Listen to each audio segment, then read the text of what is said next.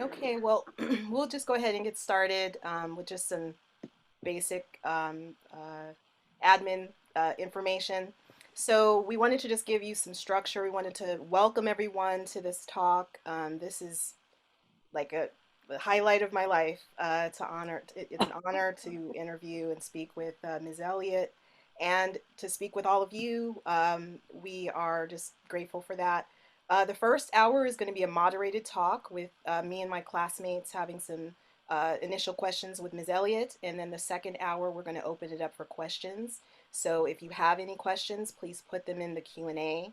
It will be monitored, or you could put them in the chat, and we'll get to those when we get to that part of the talk.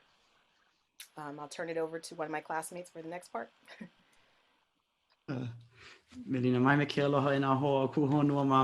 is Kapena, and I wanted to welcome everyone here to this very highly anticipated conversation with Jane Elliott about race and privilege.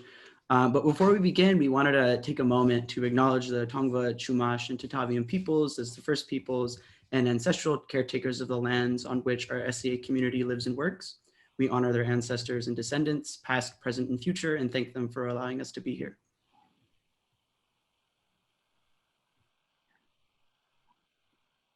Fantastic. And I am Kendra Mitchell, joining my fellow classmates Rasheeda and Kapena this evening, as well as Miss Elliott. Brief bio for Miss Elliott. Jane Elliott, the educator behind the famous Blue Eyes, Brown Eyes exercise and prominent in the Mercator map projection conversation, began her work over 50 years ago. Elliott's no-nonsense, straight-talking approach to combating racism exploded onto the national consciousness in April 1968 following the assassination of Martin Luther King Jr. At the time, Elliott was a third-grade teacher in an all-white elementary school in Riceville, Iowa. She involved her students in an exercise in discrimination based on eye color. It demonstrated how innocent children could turn nasty, vicious, and discriminating through special treatment. She did this by telling the blue-eyed group they were intellectually superior to the brown-eyed group and encouraged them to openly ridicule their counterparts. Even she was astounded by the results. Derogatory comments and insults were hurled, personalities radically changed, and fights broke out. Children who I considered shy and academically fair were now suddenly outspoken, arrogant, and condescending, Elliott said. The power and prejudice quickly went to their heads. Elliott says the big takeaway for her was that people are not born racist, rather they are born into a racist society. We are thrilled to talk to Ms. Elliott today about her work educating America on racism and privilege. Welcome to SCA, Ms. Elliott. Well, thank you, but I don't educate people on privilege, because the white privilege thing is based on a faulty premise. Number one, that there's such a thing as white people. There aren't. You need to realize that we are all members of the same race. There's only one race of people on the face of the earth. We are all shades of brown. Now, I talked to a man yesterday who said his instructor said, we all started out white, and as people got tan because they were exposed to the sun, that's how we got these dark skin colors. It's exactly the opposite of the truth. And that's what he learned in school. We have to change what we're teaching in school. The white privileges paper was written in 1987, I think before Peggy McIntosh realized that we're all the same race.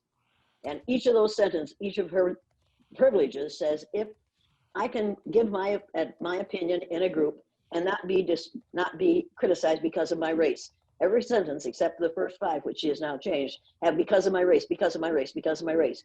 Well, you see, if she has those privileges because of her race, then we must all have those privileges because we are all members of the same race.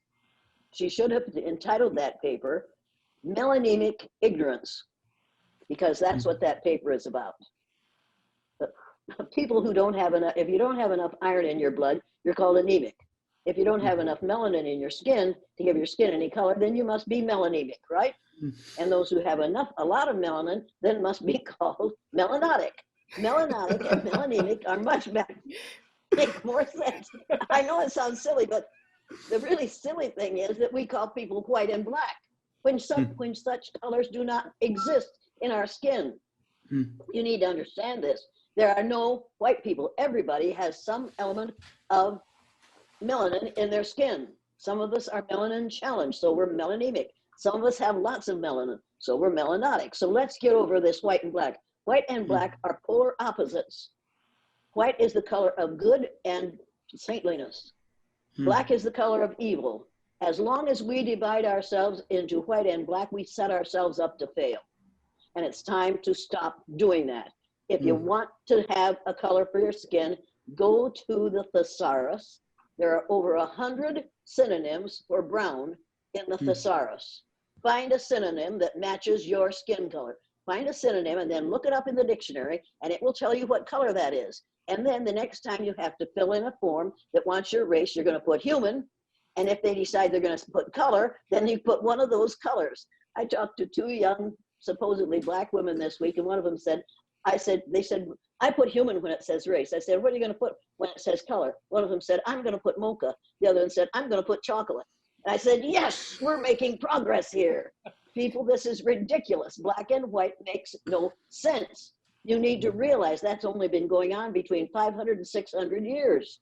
This did not start with Jesus, and this did not start with anybody else. This started with the Spanish Inquisition, when they decided that they couldn't tell they couldn't tell whether you were Christian. They couldn't tell what your religion was by looking at you. So they had to, and they found out that they killed a whole bunch of Christians when they were trying to Catholicize everybody. So they decided that what they would have to do is find another way to determine who deserved to die. And they set upon skin color. And they called the lighter ones white and the darker ones black. And it was a lie then, and it's a lie now, and it has to be stopped. 500 years of this nonsense is long enough, in my opinion. Well, Don't argue about that, because I'll be happy to. I love that you said that, because that leads us right to where we're going to go with our first question. Because you know, there are people that say that systemic racism does not exist, and we wanted you to come to speak on this topic because you've been at the forefront of this issue for decades. So do you believe that systemic racism exists in this country, and what factors do you think contributes to the perpetuation of systemic racism? Well, of course, systemic racism exists in this country, and it exists because it's a moneymaker. Racism is a moneymaker. We can hire people to do scut work, horrible jobs, and pay them less than we would pay them if they didn't have that color skin. We have been doing that for 230 years in this country. We can destroy your land and say you deserve to lose it because you don't know how to take care of it. We did that with Native Americans. We have called Native Americans red men for as long as we've been here. There were no red men when we got here. Native Americans aren't red, and Native Americans came from Africa just like all the rest of us did. So let's get over this nonsense and start telling the truth. And now somebody's going to say, well, it's a myth. No, a myth is something you make up to explain something that you don't understand in the environment, in science, something in the natural world that you don't understand. So you make up myths. The idea of several different races is not a myth. It's a damn lie. A lie is something you make up to justify your unpleasant behaviors that you are exhibiting. And if you can force it down enough people's throats, if you can bribe people into going along with it, pretty soon it becomes the story. It is a lie. And you need to read the book, The Myth of Race, by Robert Wald Sussman. The book is wonderful. The only thing wrong with it is the title. He calls it The Myth of Race. If he had called it The Lie of Race, white people wouldn't have read it. Some other people might have, but white people wouldn't have read it. He wanted that book read, so he called it The Myth of Race. We melanemic people would just as soon read a myth about what we're doing, but we don't want to admit that we're lying. And we are lying to ourselves and our children every time a child goes to school and the teacher says, when I see people, I don't see people as black or brown or red or yellow. I just see people as people. Have you heard that one? Has that been yeah, well, see, that needs to be stopped. Somebody needs to tell their little kindergartner or their first grader, if the teacher says that at the beginning of the year, you need to say, Ms. So-and-so, do you see white folks? Because that's the only word they leave out of there. And then she'll kick that kid out of the room, and they'll kick him out of the school, and he'll have to be homeschooled. Well, he's already learned more than he needed to know about the melanemic ignorance in this country. See, people say she's frank and outspoken. What I am is bitchy. You need to know that. I'm angry. I want this stopped. And I've been called the B word for the last 53 years. People have been calling me the B word, and it doesn't bother me anymore, because now for me, that word is an acronym for being in total control, honey. And every time I'm in total, yeah, every time I'm in total control, I get called. Some male will speak up and say, well, and they use that and say, you're out of control, aren't you, darling, to him. And I say, if you can't control yourself, I can help you. And I reach into my pocket as though I was going to pull out my Lorena Bobbitt fruit knife. Now, I don't carry a Lorena Bobbitt fruit knife, but it's all right for him to think that I do, because then he shuts up. I refuse to have people try to shut me up and when I'm speaking the truth. And the truth is that we all started out about 300,000 to 500,000 years ago in sub-Saharan Africa. And if every person in the world, I mean in the world, not just in the United States, but in the world, would trace their DNA back as far as they could go, they would find a percentage of your DNA came from a country in Africa. Everybody. There are no exceptions to that rule. Try it. I told that to a Japanese person not about a year ago. And she said, well, you're wrong about that.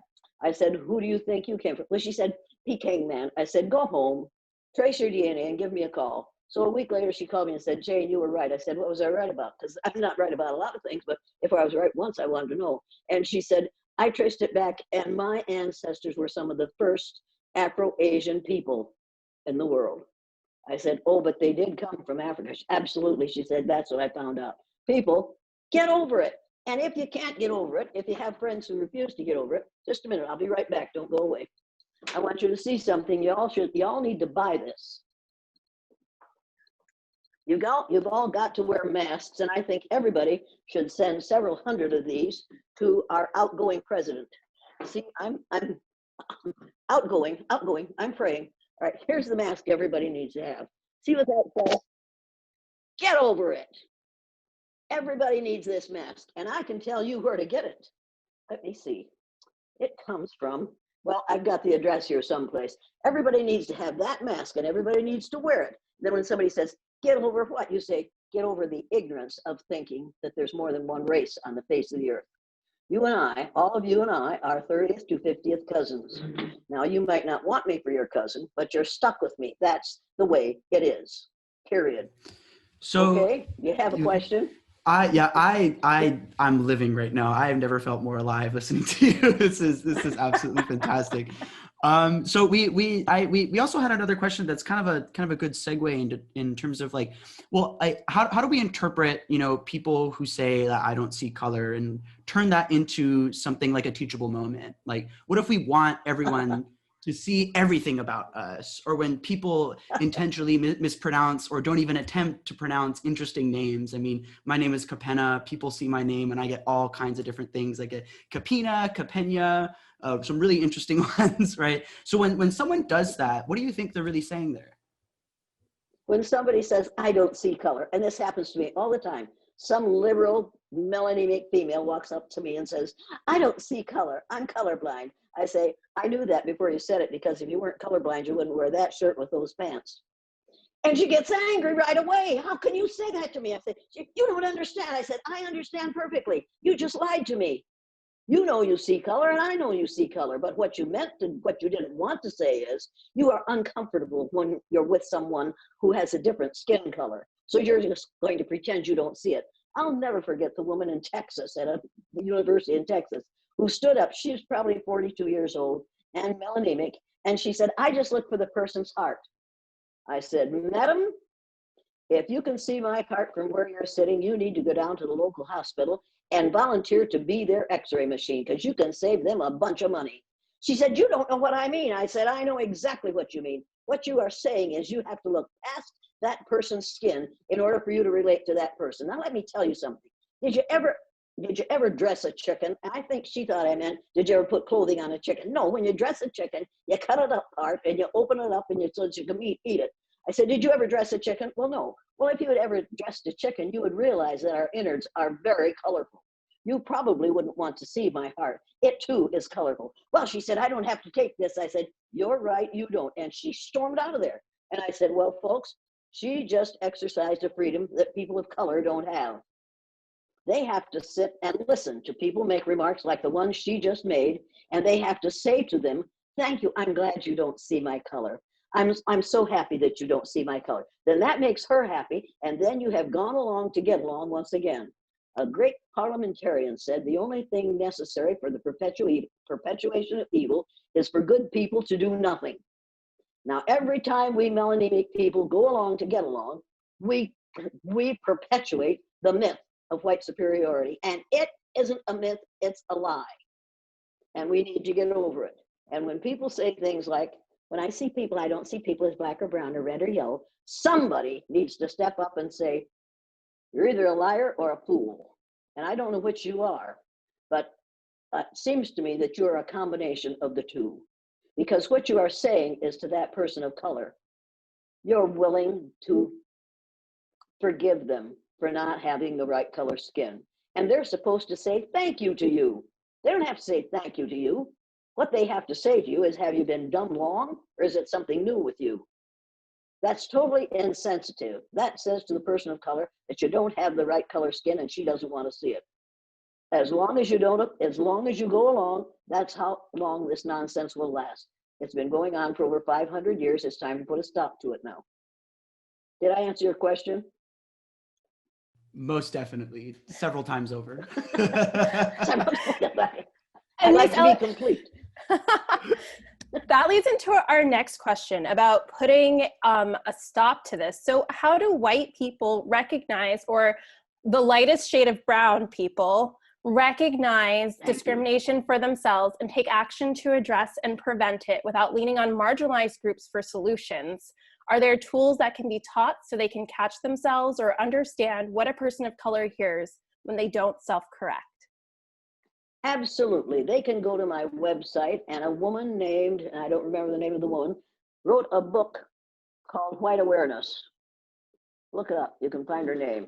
And in that book called White Awareness, there is a set of typical statements the white folks make that think they aren't racist.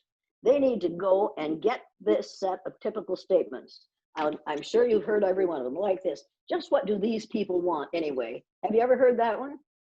What do you people want? Have you ever heard that one? How about this one? I don't understand what you people are saying. Have you heard that one? How about, oh, this one I love.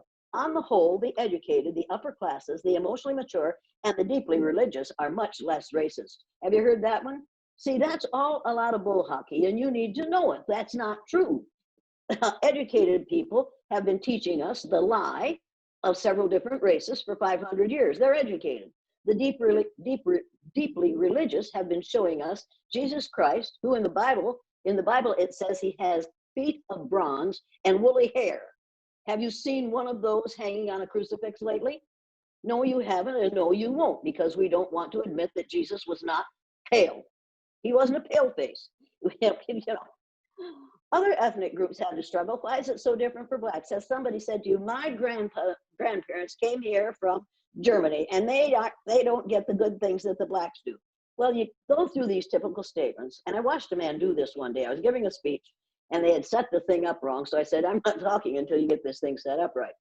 Well, all right, Mrs. Elliott. So they had somebody come in and do it over. And he's sitting there, and I'd handed out these things. He'd read this, then he's going here, and he'd read this. And I said, well, you're learning something there, aren't you? He said, I've learned a whole bunch of things that I have to take out of my vocabulary. I said, good for you. He said, where did this come from? I said, a book called White Awareness. I said, you better get that book. And he went through this, and he was absolutely amazed at the things, because the first is the typical statements, and then there are the clarifications of the statements, how those things are heard by the people who are on the receiving end of them, and why you better not say them anymore. You want to know how to behave? Here is a list of things not to say and why you ought not to say them. Then somebody's bound to say, well, you brought us a whole bunch of problems. You didn't bring us any solutions. Here's a solution. Commitments to combat racism. About 18 things that you can do in your own environment to deal with your own racist problem. And it's simple things that everybody should do. Indicate whether you've taken action on the items listed below. Check the appropriate column. Have I aggressively sought out more information in an effort to enhance my own awareness and understanding of racism, talking with others, reading, listening? Now, you read that one, and then you remember that our boy, the tall boy in the White House, the boy grown tall, has now issued an edict that says nobody who works for the federal government or sells to the federal government is allowed to take diversity and inclusion classes. Now think about that. He's saying you better not do this if you want to work, if you want to sell anything to the federal government, or if you want to work for the federal government. He is stopping your ability to learn the truth. He doesn't want you to learn the truth because he doesn't know the truth. He knows he's wrong, but he doesn't know what's wrong with him. He needs to go through this list of commitments to combat racism. He'd have to check no on every one of them. Now you go through this list, check yes, those that you have done, check no, those that you haven't done, and then go back and circle one that you check no, put the date beside it, and decide to do that for a month.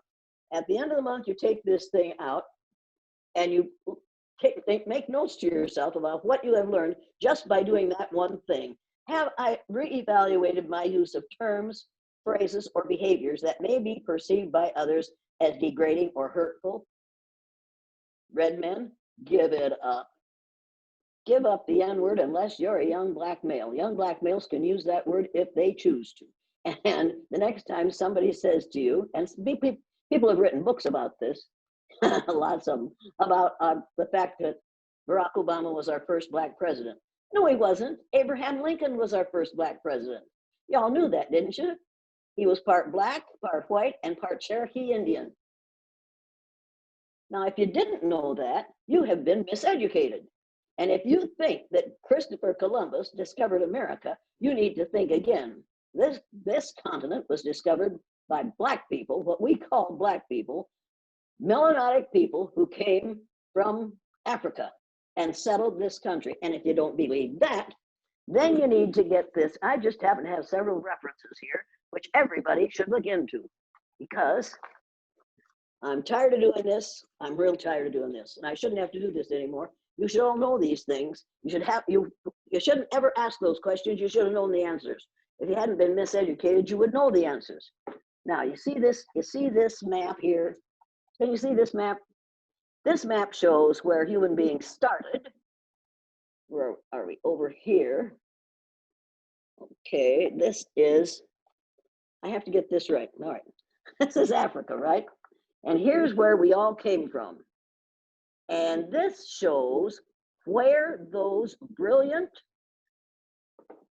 absolutely creative, courageous, dark-skinned people moved to populate every landmass on the face of the earth. Every single landmass on the face of the earth was populated by people from the continent of Africa. You knew that, right? You knew that, right? If you didn't know that, you know that now. And if you don't believe me, you get this National Geographic magazine and you take this out and have it enlarged, and then have it laminated and hang it on the wall of your dormitory room or wherever you are. And when people come in and say, "What's that?" you say, "This is the truth. I'm going to give you the truth, and I'm not going to charge you a dime for it. Because this is the truth." And teachers, here's the reason they don't. Because they all learned the same things that you learned when you were in school. You all were taught the same lie, because that's all they knew. So that's all they could teach. This is the front cover of this magazine. This magazine is the April 2018 issue of National Geographic magazine. You see these two little girls? They're twin girls. Would you say they're biracial? Would you say they're biracial? I want an answer. You wouldn't say it in front of me. You damn right you wouldn't know. These girls are not biracial. They're both members of the same race. Their parents were members of the same race. Instead of calling these girls biracial, we need to start using the word mosaic. A mosaic is an art form that is new and beautiful and made of many different elements. Mosaic has no negative connotation. Biracial is a lie because they have a black father and a white mother. They are not biracial. Both their parents are members of the human race. It's time to stop using words from the 15th and 16th century to deal with problems in the 21st century, because those words are causing problems in the 21st century. A little boy goes to school who's melanatic, and the teacher says, "Oh, a little black boy." And immediately he knows what she thinks of him. And immediately he knows he can't be too good because black isn't good. This Halloween is coming, and kids know that black's a bad thing. That black's bad. White is pure and good. black is bad, and we ought to stop using the word black to describe people now. I know that there's a whole lot of young black males, melanemic black, no, I'm sorry. Young black males like to say we're black. They're proud of that. That's okay until they figure out that they're being used. Every time they say that, people are allowing themselves to think less of them because of the way we have been indoctrinated in the schools in this country. I'm an educator. The word educator comes from the root dus, which means lead, the prefix e, which means out, the suffix ate, which means the act of, and the suffix or, which means one who does. An educator is one who is engaged in the act of leading people out of ignorance. You can't claim to be doing that if you're still celebrating Columbus Day, because you are celebrating a lie. You're celebrating something that didn't happen. He was not the first person who discovered this continent. And if we had traced his DNA back far enough, he'd have found out that part of his DNA came from a country in Africa, just like everybody else did. But people, we really don't want to admit that. We melanated people do not want to admit that there is anything of that kind of situation in our background. Well, when someone says to you, there's none of that in me, you say, oh, which planet did your parents come from? What do you mean? Well, if your parents came from planet Earth, they have part of their DNA came from a country in Africa. Well, I'm not going to listen to that. You don't have to listen. Aren't you lucky? If you're a melanemic person, you don't have to listen to the truth. But if you're a melanotic person, you have to hear the lie all day long and listen and say, thank you, I'm sure you're right.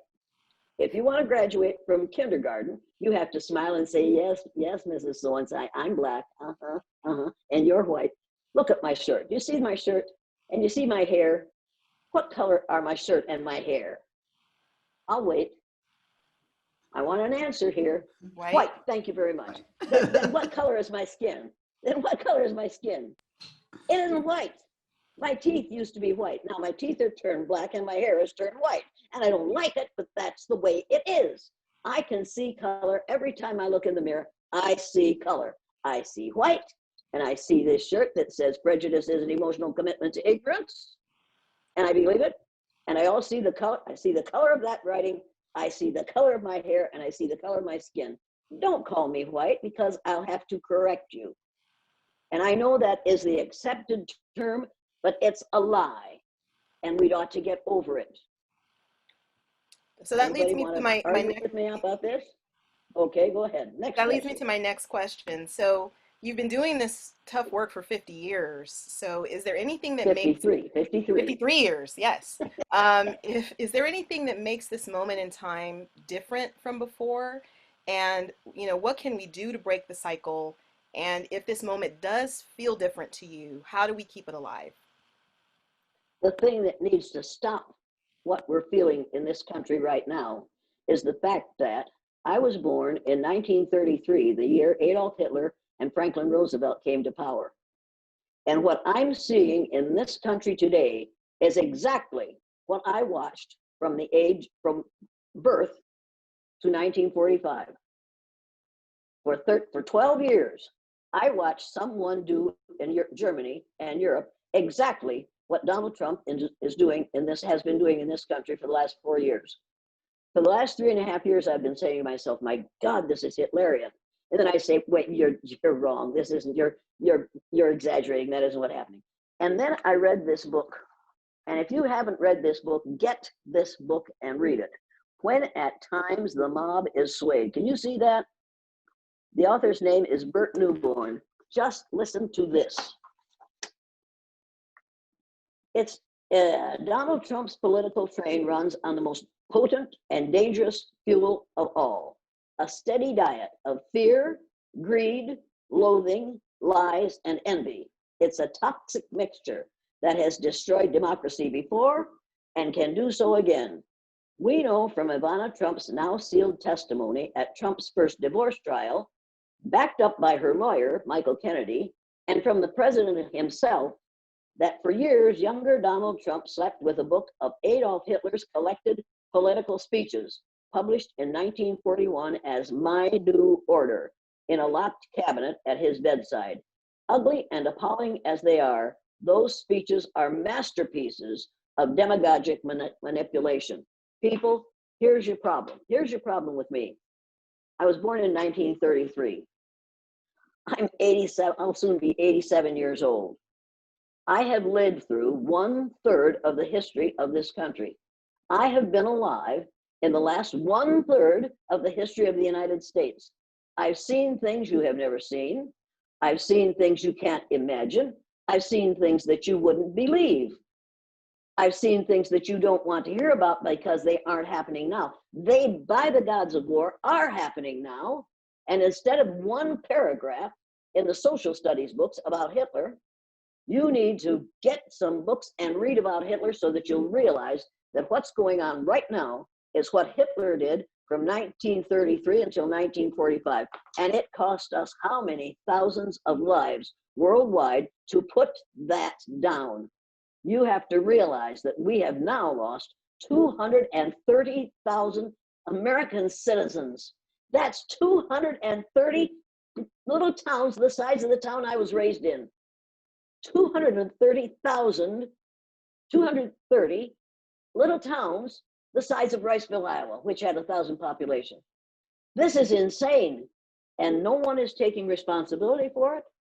Somebody has to be held responsible for what is happening here. This is a dangerous time, but it isn't, the coronavirus isn't the worst thing that could happen to you people. We'll find a cure for that. We'll find a vaccination. We'll find a way out of it. However, to regain your democracy after it has tumbled over the cliff, after it has gone over the edge because of the ignorance, who would believe a man who has lied thousands of times per year since he got into the presidency, that you can't fix in a hurry.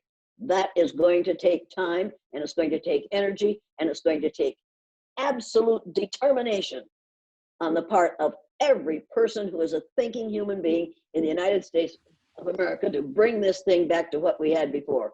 What we had before wasn't perfect, but it is so much better than what we have now.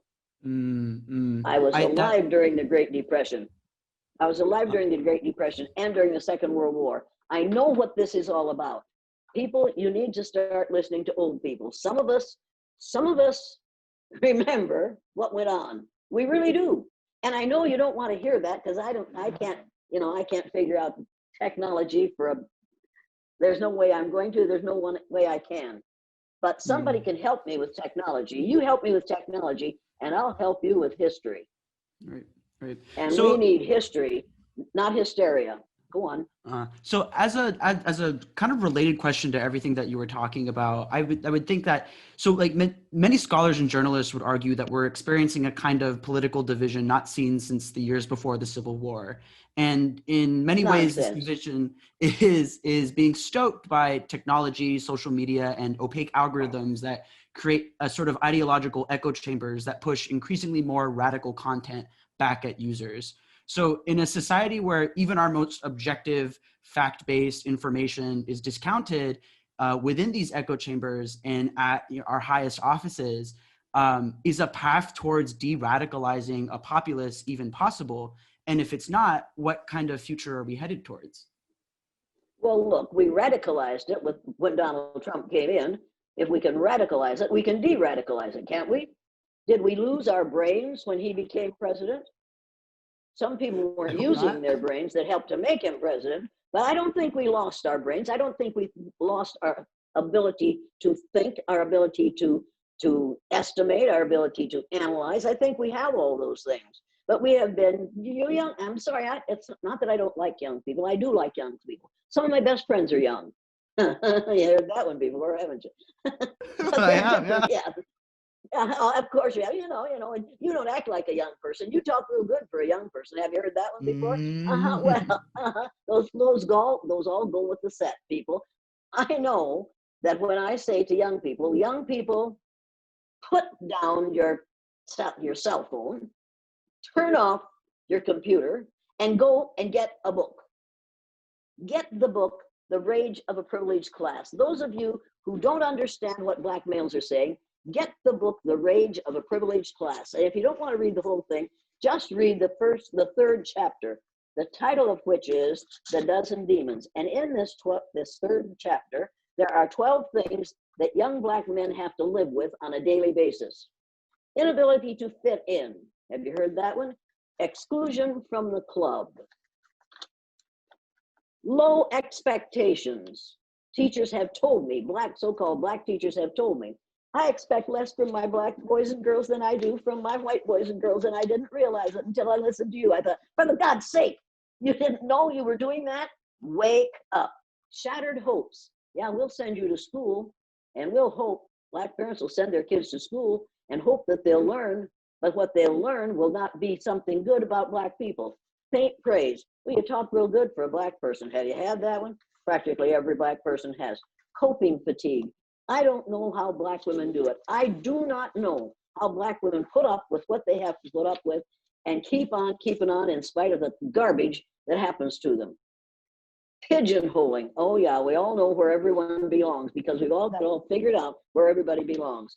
Identity troubles. Yeah. Self-censorship and silence. You have to be quiet when the teacher says, when I see people, I don't see people as Black or brown or red or yellow. I just see people as people. You have to just bite your lip, bite your tongue, and not say, you're a fool, bitch. You're not supposed to say that. But you're going to start thinking it. And if you don't think it, your mother hasn't done a good enough job with you. Mendacity. One of the major things that Black males have to learn how to do is how to lie. How to go along to get along. You know it and I know it. Guilt by association. Oh my goodness. When Ice Cube makes some ignorant remark, which he does occasionally, it's because he's Black. It's not because he's Ice Cube. And all Black people are like that. That people say to me, every time a person of color commits a crime in this country, somebody makes a point to walk up to me and say, well, you people did it again. And I say, my people, my nieces and nephews, my grandchildren, you know who I'm talking about. I know who my people are. Who are you talking about? Well, Black people, so I'm Black. And I say, wait a minute. Should we go back a ways and think about what you just said? Because you need to realize, madam, that my people are your people. Because you and I are members of the same race, and they are members of the same race that we are. And you need to remember that they were here first. And as a result of what's happening to the ozone layer, the hole is getting bigger and bigger in the ozone layer. And more sunlight is being allowed to enter our environment. And as that happens, more and more melanemic people are going to die of melanoma, which is a cancer that you get because skin cancer that you get, and it travels through your body. And you get that because you don't have enough melanin in your skin to protect yourselves from the damaging rays of the sun. So before you people get much older, you people of color in this group get much older, people are going to say, I'm looking for a person of color. Good idea if you want your grandchildren to live. That's how serious this situation is right now. And maybe that will be the time when we'll say, laws against miscegenation made no sense at all, because the color of your skin does not make you a better or worse human being. You are still another human being. And we had laws against miscegenation in this country, and there are still those laws in several states in the United States of America. All right. Anybody have a complaint yet? Better hurry up, Twin. No complaints yet, but that does lead into our next question. So many people have shown their true colors and that their racism is alive and well during the last few years. How do we move forward knowing they refuse to change? How do we trust living side by side with them in a country? Well, you're going to live side by side with them, but you don't have to agree with them. And you don't have to keep them comfortable. And you don't have to pretend that they're right. And you don't have to pretend that they aren't members of your race. And since we are all 30th to 50th cousins, you need to start calling them cousin. And that will drive them crazy. And they'll say, don't you call me cousin. And you'll say, oh, but you are my cousin. If you trace your DNA back far enough, you'll find out that some of your DNA came from a country in Africa, because we are all cousins. It says in the Bible talks about the family of man. It doesn't talk about the different families of man. It talks about the family of man. We are all members of the same family. Let's get over it.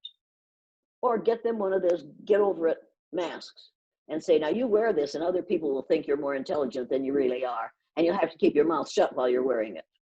You cannot allow people to act and speak in racist ways in your presence if you want it to stop. Because if you'll take it, that's as long as you take it, that's how long you will take it.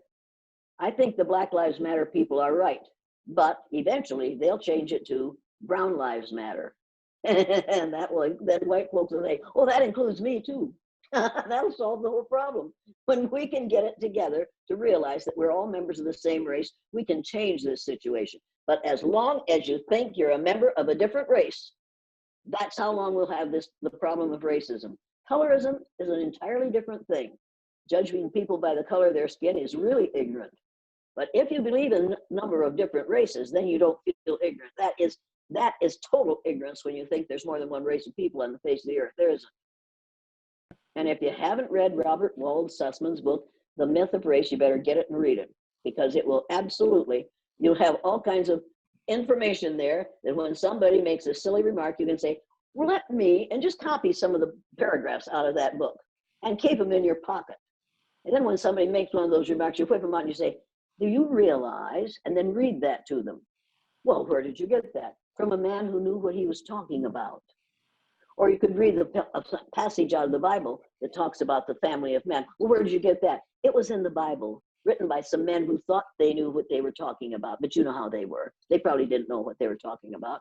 People, we are denying reality in order to make a bunch of people feel superior. Now think about that. This is ridiculous. Did I answer your question? Magnificently. I'm going to toss it. I like magnificently. I'm going to toss it to Rasheeda. Okay, so we are storytellers. This is a film school, so we're storytellers. And during your exercise, you flip the script on how many people's lived experiences. So what can the entertainment industry do to flip its own script towards true change? And what do you see as the real barrier to inclusion? My brother, who's 10 years younger than I am, which makes him 78 years old. Anyway, he's lucky I let him get to be that old. Anyway, he called me today and he said, Jane, yeah, do you remember the film Stars in My Crown? I said, I am thinking today of that beautiful land I shall reach when the sun goeth down. He said, I know the song. Do you remember the film? I said, yeah, Steve, I remember the film. We were having a snowstorm and the storm stopped, the blizzard stopped, and we all jumped in the car and drove 4.5 miles to town to see the film. What did you say? Stars in My Crown. Stars in My Crown is an absolutely beautiful film, and everybody needs to look at that film and use it as the model for how they make films that make a difference. It is just lovely. There are some really good films out there, and you need to get a hold of Killer Mike Render and have him come and talk to your people.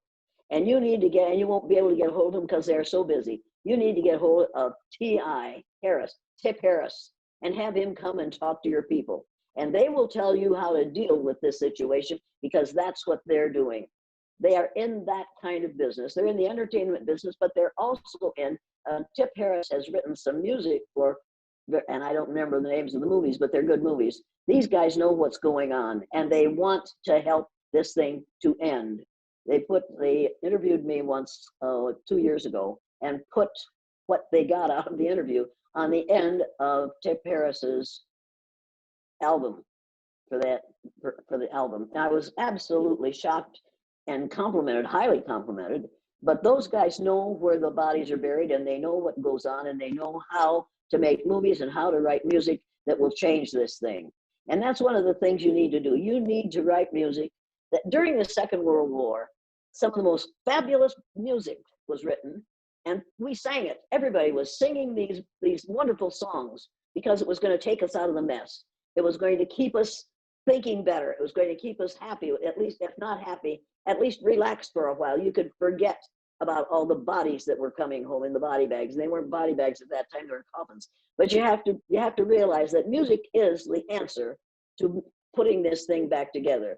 If you realize how many of the composers over the years were actually more black than tan, if you would look at how many of the wonderful things that you've learned just through music, and think of this one. This week, this one came up. Ring around a rosy, pocket full of posies, ashes, ashes, we all fall down. That's what kids were singing during the plague, and they were dancing around the bodies burning. And I was thinking of that this week. Oh my God, that's what we've got going in this country right now, but we aren't burning the bodies, we're putting them in coffins, and here are all these flags, all these little white flags that represent the people who have died in this country, the 200 and how many thousand? About 230,000 now. If we would burn them the way they did in the Middle Ages, then we could dance around it and sing.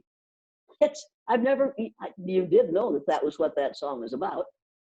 Or maybe you never heard of that song. Well, that's what it was. They were singing that. Little kids were singing that as they danced around piles of burning bodies during the plague.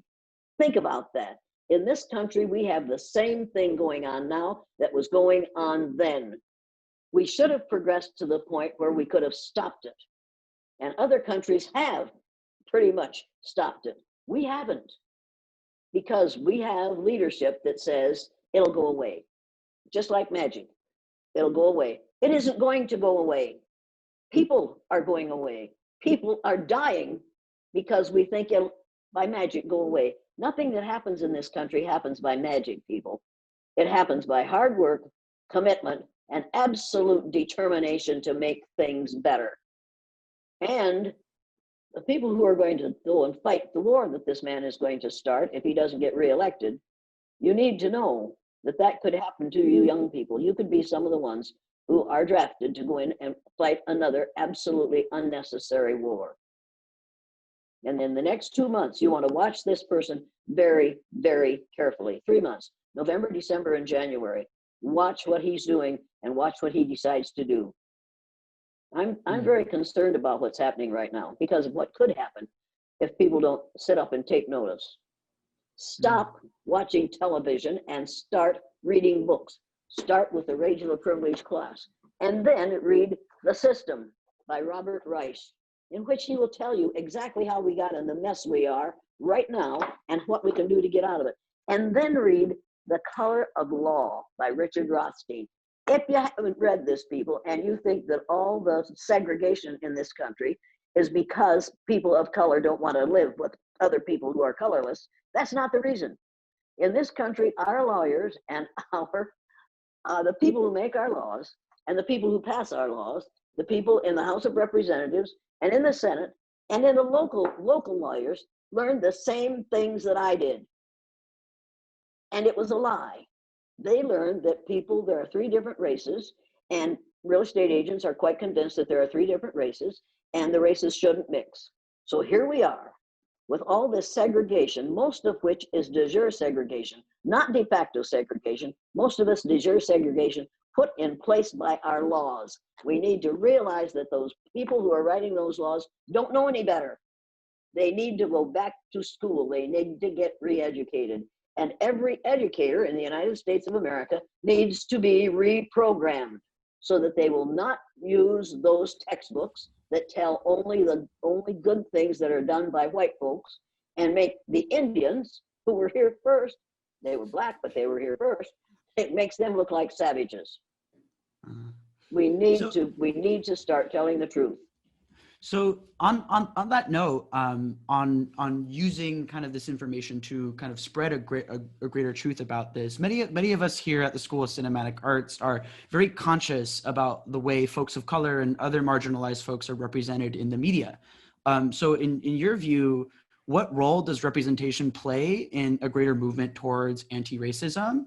Is representation the end goal, or does it strive for something deeper?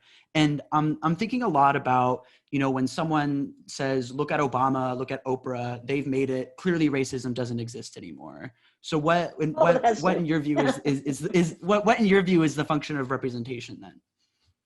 Number one, Obama and Oprah made it in spite of the system, not because of it. They made it in spite of the system. And they both had to be extremely bright and extremely determined and willing to go along to get where they are today. Make no mistake about that, number one. Number two, we got to stop saying colored people, because we all are. Unless you want to call me colorless. And most melanemic people don't want to be called colorless. They want to be called white. We've got to start changing our definitions. We've got to start changing what we are teaching and how we're teaching. We've got to start hiring teachers who have gone back to school and gotten reprogrammed, because we have all been engaged in what we think is what we call education, which is really indoctrination. We have been led to believe here are the things we need to know in order to be good citizens. We need to know that Columbus discovered America. We need to know that Santa Claus was white. He wasn't, he was black. We need to know all these things that aren't true in order to perpetuate the myth of the great white race. It's a lie. Movies, television could do a fantastic job of changing this situation, but you have to get the people who are running the show, and the only way you can get the people who are running the show to change their ways is to realize that if they want to continue to make money, they had better start to make money by attracting those who are other than melanemic, because those are the people who are they're going to be the largest group in the future, and they're going to have the most money, whether we want them to or not. It is inevitable. Melanemic people have had their years in the sun now, and they have had their time to do this thing and do it right. But in the last 4 years, we've proven that we can't do it right. Now, we're going to have to stop having wars to make money. We're going to have to stop going into other countries and taking over the things that they produce and calling them our own. We're going to have to stop doing that, and we're going to have to start seeing movies and seeing artful things that show somebody other than white males doing wonderful things. And I don't mean only playing basketball or football or baseball or in the boxing ring. I want to see them doing the kinds of things that Barack Obama did. He made tremendous differences for the way we think about people. I thought when he was elected, I thought, now, I don't have to do this work anymore. I saw young black males walking taller and happier and more confidently the day after Barack Obama was sworn in as president of the United States. And then I watched that horrible Mitch McConnell attempt to keep him from having any success at all. And I watched members of the House of Representatives go along to get along. So we're in this mess now because people went along to get along because McConnell supported the myth of the rightness of whiteness. We're wrong. Number one, we aren't white. Number two, we aren't right. We have made terrible mistakes. You need to realize that one of the major differences, and this ought to be in a movie somewhere, one of the major differences between white people, so-called white people, and people of other color groups is when white people come into a new environment, they immediately adjust the environment to fit their needs. Think about it. When people of color come into a new environment, they immediately adjust their needs to fit into the environment. It's a very important difference, and you need to realize that it's there. We're going to have to start making movies that tell the truth and that depict people of all colors. And I didn't say all races because there's only one race, but people of all colors as being equally competent, equally intelligent, equally capable, and equally worthwhile as human beings. We need to start telling where skin color comes from. And it is not a gift from God. You got it? And God isn't an old white man with a long gray beard that looks like Charlton Heston playing Moses. Get over it, people. God is a spirit and has neither gender nor color. And he is in every one of us, or she is in every one of us. It is in, I don't care what you call it. I'm not into pronouns, but you need to realize that I have a problem with pronouns. I think if you don't want he, she, and so on, then use ter, tem, and te. And then whatever your sexual orientation is fine. And it's fine, you know? But don't force everybody to change their whole vocabulary right now. let's deal with something else for a while, shall we? Let's deal with color. There are more people who are abused because of the ignorance about skin color than of anything else in this country, because it's the one that makes the most money. What was the question? You don't remember the question, so why should I? Go ahead. I think What's the question? So I think we have one last question, and that is something that's talked about a lot recently is the concept of reparations for slavery. Governor Gavin Newsom recently signed a law that creates a 9-member task force that will explore ways California might provide reparations. Do you think reparations is an idea that should be explored by other states or at the federal level as well? And what do you imagine the long-term benefits of reparations would be for descendants of slavery? Well, you see, we owe reparations to the First Nations people, and they came here black. So if you're going to talk about reparations, you're going to have to give reparations to every member of what we call Native American tribes. You're going to have to start with them, because we enslaved and killed and took over their land first, long before we brought black people, so-called black people, here as slaves.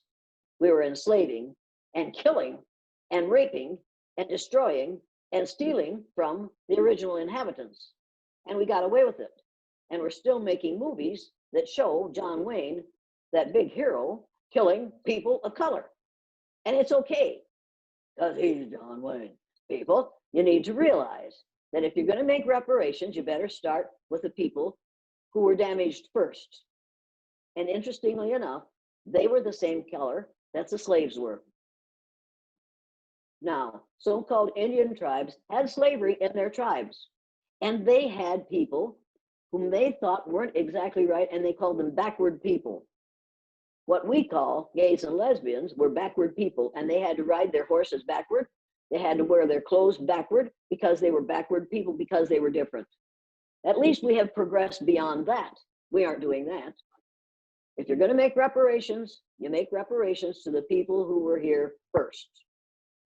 Now, nobody's going to agree with that, but you need to know that right now, the Navajo people are dying in great numbers because of COVID-19, and they are living in houses with dirt floors and no running water and no central heating, and they are out there 100 miles from a hospital. We haven't stopped doing it to First Nations people. We're still doing it.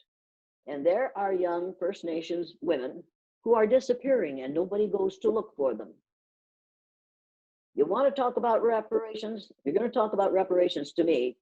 I think we should all go together and get reparations for those who were here first. And they look like you, my young friend. They didn't look like me. They looked like you. They were here first, and they'll be here last, and they deserve to get paid for what they had to give up to make us palefaces comfortable. Now, nobody is going to agree with you if you say that, and if you say that, you're going to lose a whole lot of friends. I don't care if I lose a whole lot of friends. I look at what happens to people on the res, and it's wrong, and it's got to be stopped. And if it isn't stopped, we'll find a way to put those other people of color on the res, like we did during the Second World War. We put Japanese Americans out on the desert for the duration of the war. We put them in concentration camps on the desert because they had the wrong color skin, and because, after all, they attacked the United States. We didn't do that with Germans. We didn't do that with Italians in this country. We did it with the people who looked different. You need to realize that, and we'll do it again unless we put a stop to this man. When he said, "Get these Muslims out of this country," he was talking about 2 of my granddaughters. I have 2 granddaughters who have an Anglo-American mother and a Saudi Arabian father. Their father is Muslim. Now, I just soon have him out of the country, but I don't want my 2 granddaughters out of the country. Make no mistake about this. I have really good friends who are Muslims. I don't want them to be judged harshly because of an ignorant boy grown tall in the president's residence.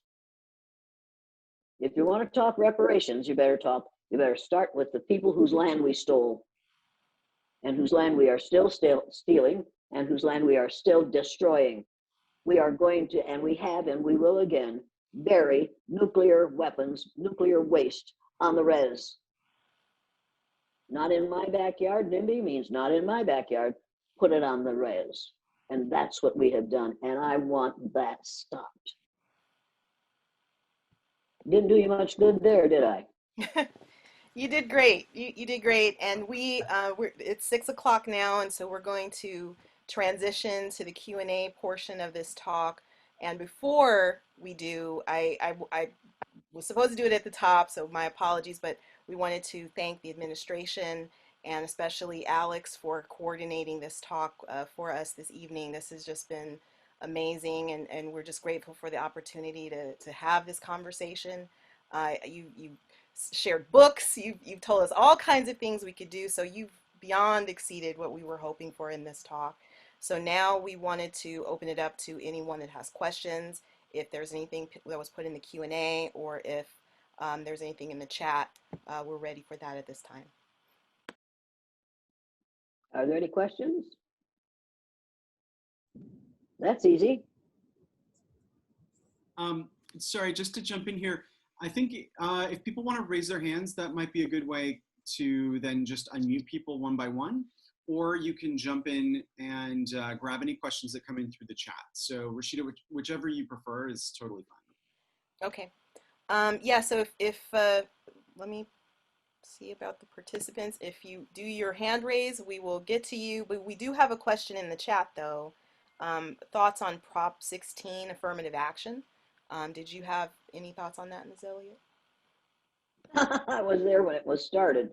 It was started for white females, quite frankly, and they are the major recipients of affirmative action policies. And you need to know that. We're blaming it on black people. That's not who it was for. It was set up so the white women would get the most benefits from affirmative action, and they have.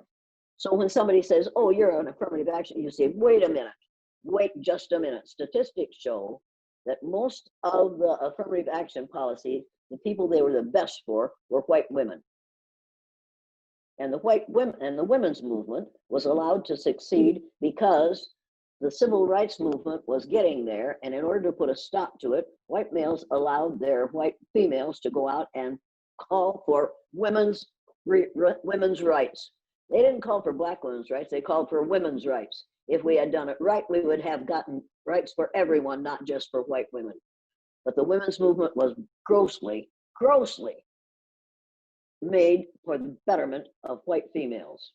And it was made to stop the civil rights movement. That's the way I saw it. I was there, I watched it happen. I thought it was most unfortunate. Those white women could all have joined into the civil rights movement. And if all those white women had joined the civil rights movement, this thing would have been over a long time ago. We would have had the nummies, and we would have the power, and every one of them would have had the power of the bed. And they could have put a stop to what was going on, and they could have made that thing successful because they had the ears of the boys who were running the show.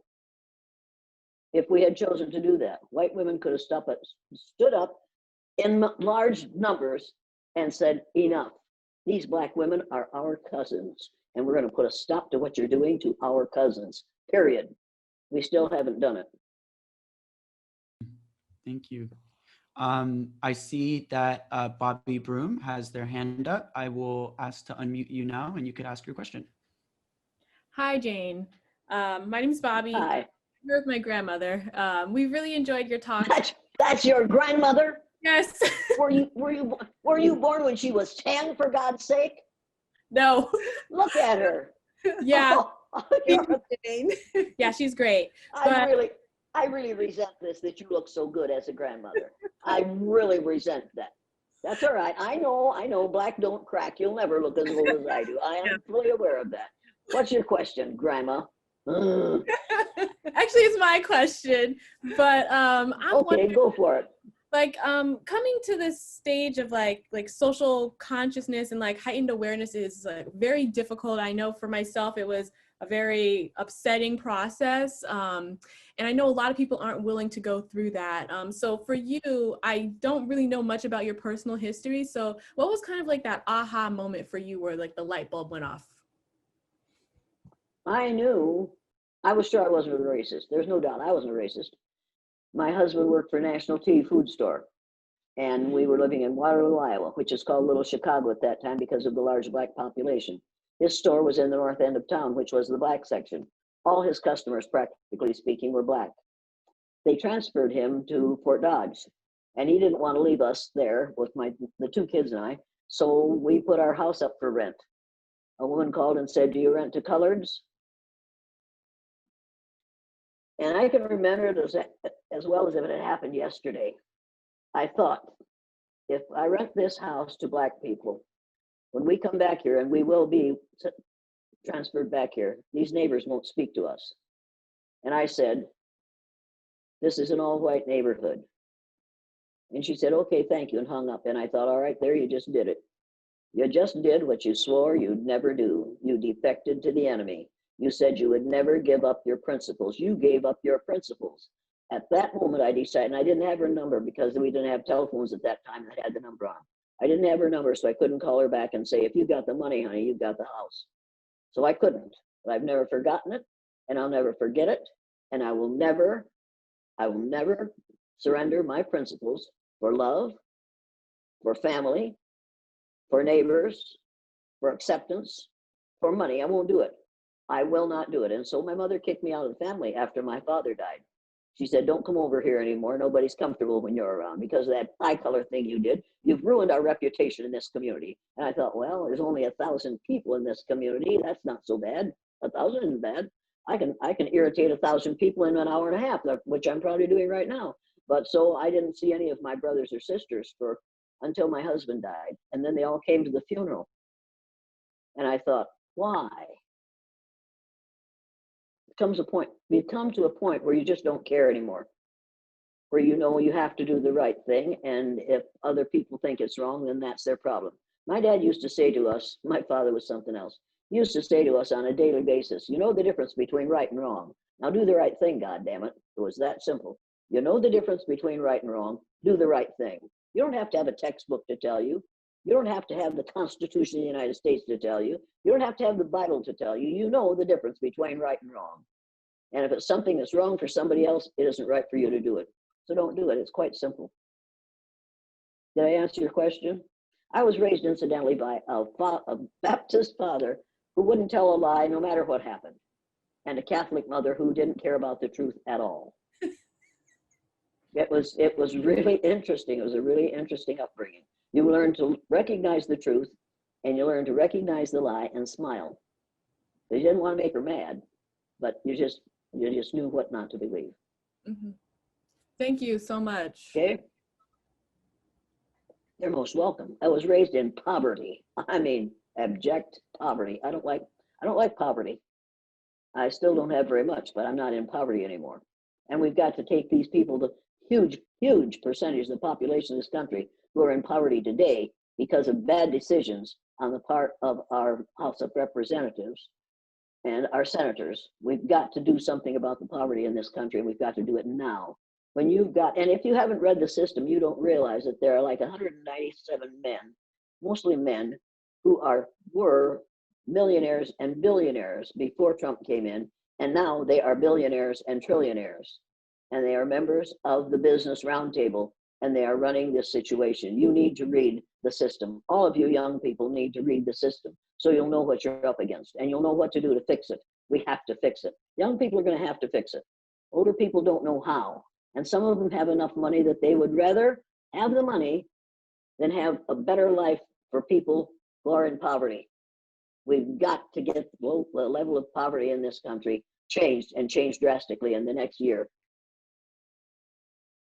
We're heading toward a revolution if we don't make a difference. Go on. Any other questions?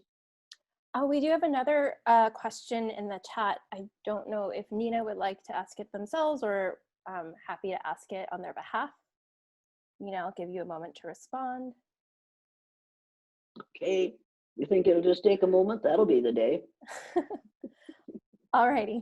20 minutes to respond. Go From ahead. Nina, you mentioned the issue of young people needing to change, but it's mostly white older people that support Trump. What can you say to that issue? Oh, it's not mostly white older people who support Trump. It's mostly ignorant millennials who are supporting Trump. These Proud Boys aren't old. They're all white, but they aren't old. And with any luck, they won't get much older. The Proud Boys are the ones that he is, and the ones who were marching on that group of people and ran that woman down, they weren't old white people. They were middle-aged, they were young and middle-aged white people who are ignorant, who really believe that they're white. Somebody has to let them know that they aren't white. That's the first thing we have to do. We have to wipe the idea of the rightness of whiteness out of all our heads. And I mean all of us. We have to convince people that there's only one race, and anyone who thinks there's more than one needs to go to an educational institution that will teach them the truth. And I don't mean the church, because it isn't going to do it. I mean some place where people will sit them down in a room and say, here's the way it is. I mean somebody who will teach teachers who are educating little kids, preschool and kindergartners, to have a box of Crayola crayons for every kid and say, now boys and girls, pick out this crayon and hold up the white crayon and say, now everybody hold this crayon against the back of your hand and see if it matches your skin. And if it doesn't, that means that you aren't white. Now let's find a crayon that matches your skin color. We'd better do that. We'd better start doing that pretty soon, because whether or not you know it, this also is in that National Geographic magazine. And if you haven't seen it, you ought to take a look at it. See all these different colored people? These are all the colors of human beings on the face of the earth, all of them shades of brown.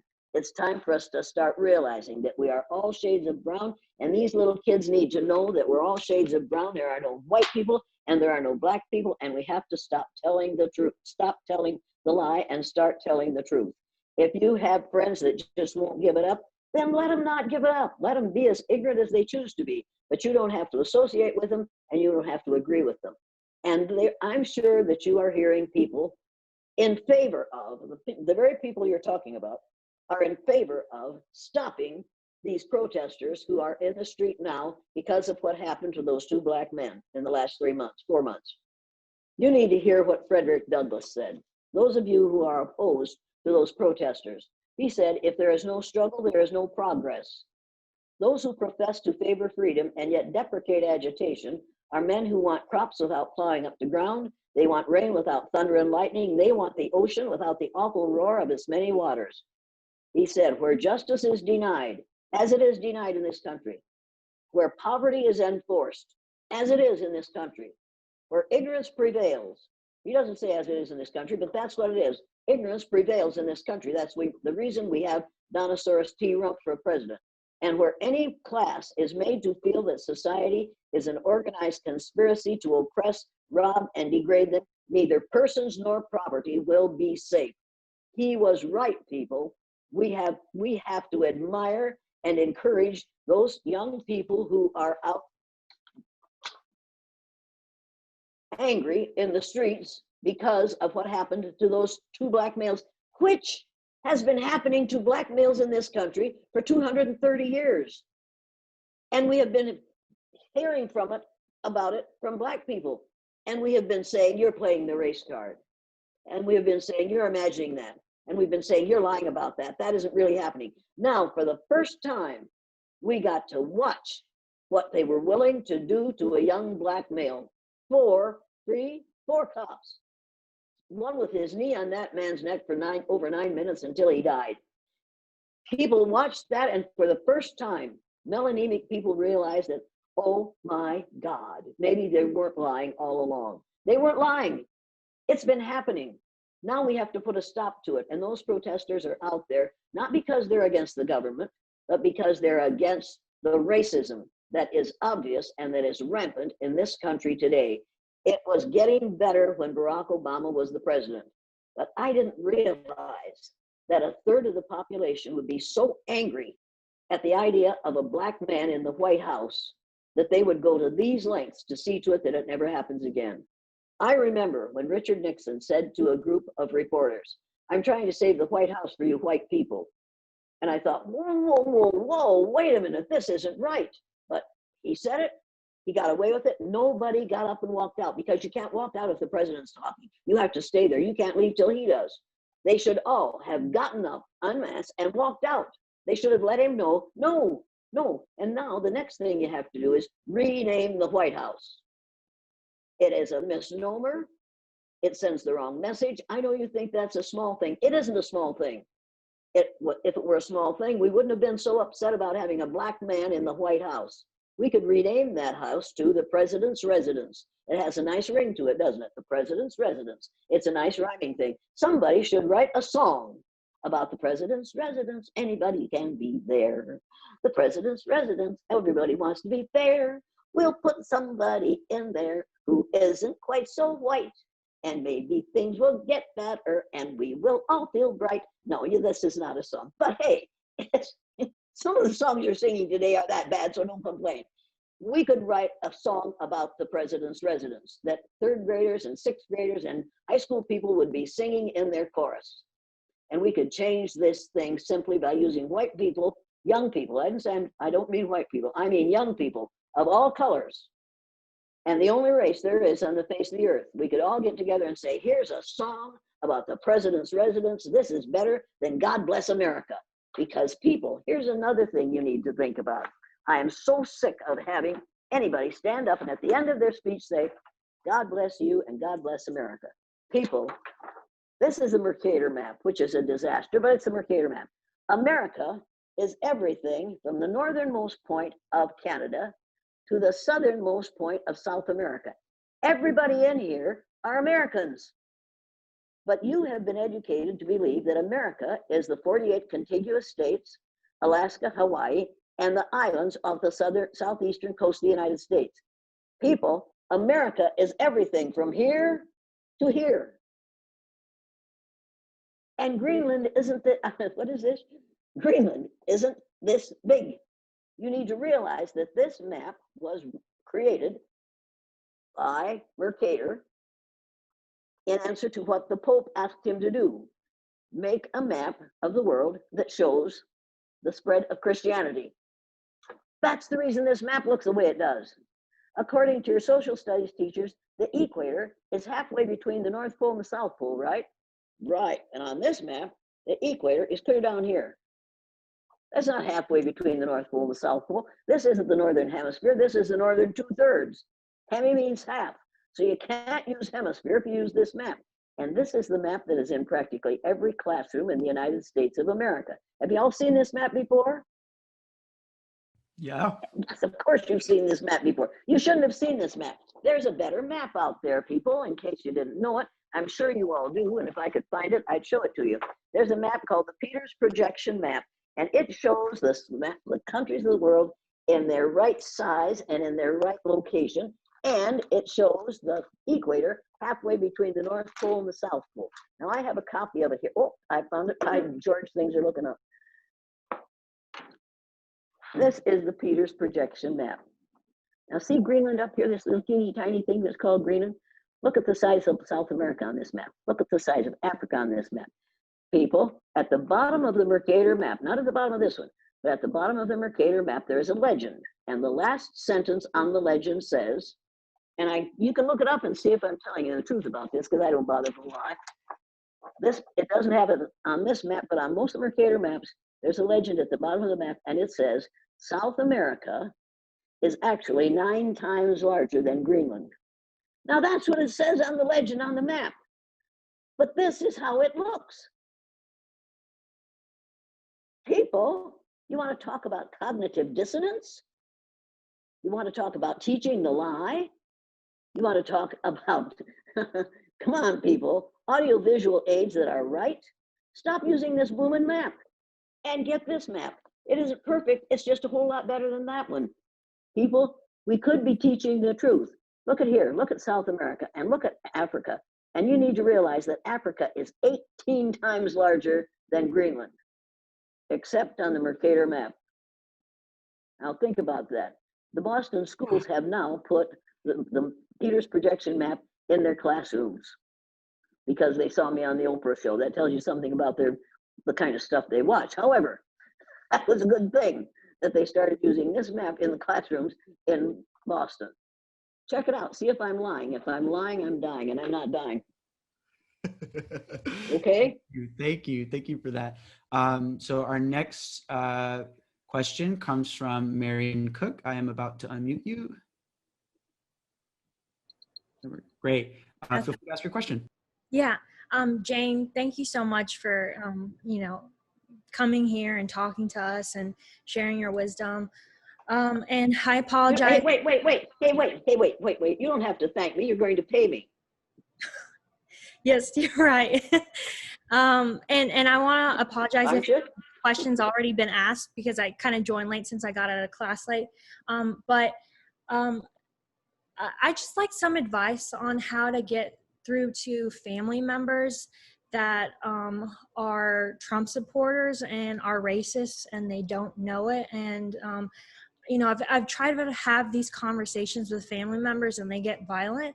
And I just want some advice on how to, get through that.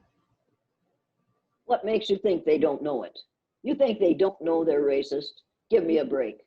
They do too know they're racist. And if they're saying you, I'm not racist, but when I see, I'll never forget the one who said to me, I'm not racist. I don't dislike black people. When I see a black person, I just think, there but for the grace of God go I. And I said, do you realize what you just said? She said, what was wrong with that? I said, you think God woke up one morning and decided to make something beautiful and God made you?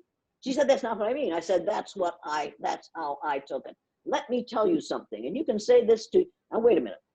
Are you still living on your father's money? Yes. As long as you put your feet under your father's dinner table, you keep your mouth shut and let him think whatever he wants to. You need that man. And racism is a good moneymaker, and you might as well let him be what he is because you don't have the right to change him.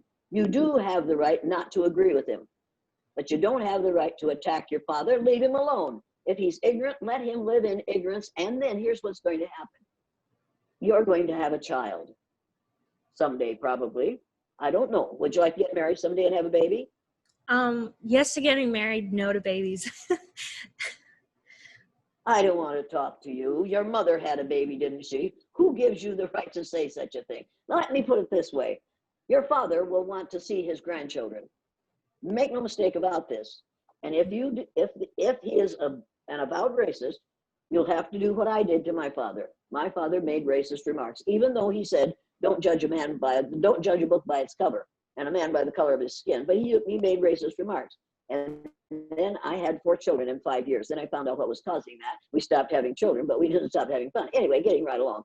My father, I told my father one day, Dad, we're trying to raise these kids not to be racist.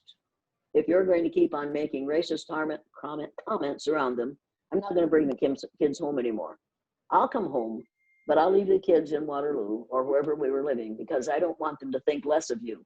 And they will think less of you if you continue to make racist remarks. I don't want to raise racist children. And my kids were absolutely adored my father. They called him guinea gun fighter because he was like an old Western hero to them. They just thought he was the greatest thing since sliced white bread. And he was the most honest man I've ever known. When my daughter married a Saudi Arabian, we brought their child home and put that child in my father's arms. And he was sitting there in his bib overalls with his farmer's jacket on. And he held that child and he looked up at us and he said, that's the most beautiful child I've ever seen. And we were almost in tears then. And then he looked at these 2 people, this Saudi Arabian man and this Anglo-American girl, and he said, that's a good cross. Now he was a farmer. He knows what a good cross is. He knows that there are animals that are a good cross. There are breeds that are a good cross. He said, that's a good cross. For the love of God, your father will change his attitude. Your father will change his attitude as his grandchildren come into the family, and you will say to him, these kids don't deserve to hear those racist remarks. They have to live in a country that is not ruled by racists. Dad, if you want to see your grandchildren, you better change your vocabulary. You don't have to change the way you feel, but you have to change what you think, because it doesn't matter what you meant by what you said. What matters is how it is perceived. And if my children And my nieces and nephews are perceiving you as a racist, and they know that racism is wrong because that's what they're teaching in schools now, hopefully. Hopefully. They won't want to come here. They won't be able to trust you. You're going to have to tell your father that. Wait until you are out of his house and are not living on his income. Respect your elders, but there are behaviors that elders exhibit that are not respectful. And you have the right to say, I can't respect somebody who doesn't respect the majority of the population of the world. Only 25% of the population of the world is identified as white. 25% of us. The rest are all people of color. Only 25%. So we are, what we call white people, are a minority on the face of the earth. And before long, we will be a minority in the United States of America. Get used to it. And love your father. He sends you money, doesn't he? Yes. He pays your tuition, doesn't he? Mhm. You better be kind to your father. As long as you don't worry about it, his feeling about color, as long as the color that you really have to worry about is green, the color of money. That's the way it is. Be kind to your father. Accept your father the way he is. Don't try to change him. You are old enough to do it. And Thank you you. can't. Thank You're you. most welcome. I pity your father. You're going to come home. Oh my goodness. This will be an interesting weekend. Happy Thanksgiving. Happy Thanksgiving, because you need to know that those Indians, that we call them, that brought all those pilgrims, all those good things, were black. Now there's a thought. I wouldn't bring that up at the dinner table until after the turkey is carved. Okay? Wait for the pumpkin pie, then telling. All right. Next question. Thank you. This one comes from Disa, Philadelphia, speaking of changing language. With trans Black women being killed at a disproportionate rate, can we afford to just focus on racism, colorism? Full disclosure, I think oppressed people can't wait for us to get around to them. We need to make space to fight for all oppressed people all the time. We can make space for that. And we are trying to make space for that. And we were making progress in that until a bunch of people put this fool in the White House. We're going to have to start all over again. There are trans Black people, there are called Black people, there are trans pale faces, there are trans native, there are trans people from lots and lots of different countries. But the number one issue in the United States of America that affects every aspect of your life, every single aspect of our lives, is impacted by racism. Now, every single aspect of a trans life isn't impacted by being trans. All of us are not constantly impacted by trans. Trans are, but the rest of us are not. But we are all constantly impacted in every area of our lives by racism. Now we're constantly being accused, I'm constantly being accused of playing the race card. Here's what I want somebody to do, some bright college student. Make a deck of cards. And instead of suits, have the 4, at least, or 5 or 8, no, there are only 4 suits in a deck of cards. All right, change it a little bit. Have 6 or 8 suits in that deck of cards. Have the education, housing, military, corporations, politics, all those things that are affected by racism. And have a picture of, here's what this area, housing, and all the ways that housing is affected by racism in this country. Have you ever played authors when you were little? Did you ever play authors? Probably not. The authors game was a set of a bunch of famous authors, and you tried to collect a whole book of one author's cards. That's what we should do with this. We could teach people to play the race card, play a game with the race card. There's a man in Decorah, Iowa, who has created an absolutely brilliant board game. And his last name is Shepherd. Write that down, because you need to contact him. He's looking for someone to produce this game. And there are 8 different roads or paths on this game. It's a round game. And you throw the dice to decide what your path is going to be. And it's either white, Black, Native American, Asian. I think there are 8 different paths on this thing. And you throw the dice and you get to move according to the number on the dice that you throw. And I played it with him and I was absolutely furious because I was on the black road. I was on the black road. And it was absolutely everything that happened to me was unfair because of the way the game is set up. He says, you can play this in 1 class period. He says, we've done it. You can play it in 1 class period. You get hold of Mr. Shepard in Decorah, Iowa, and ask him what his chances are of you helping him find somebody to publish that game.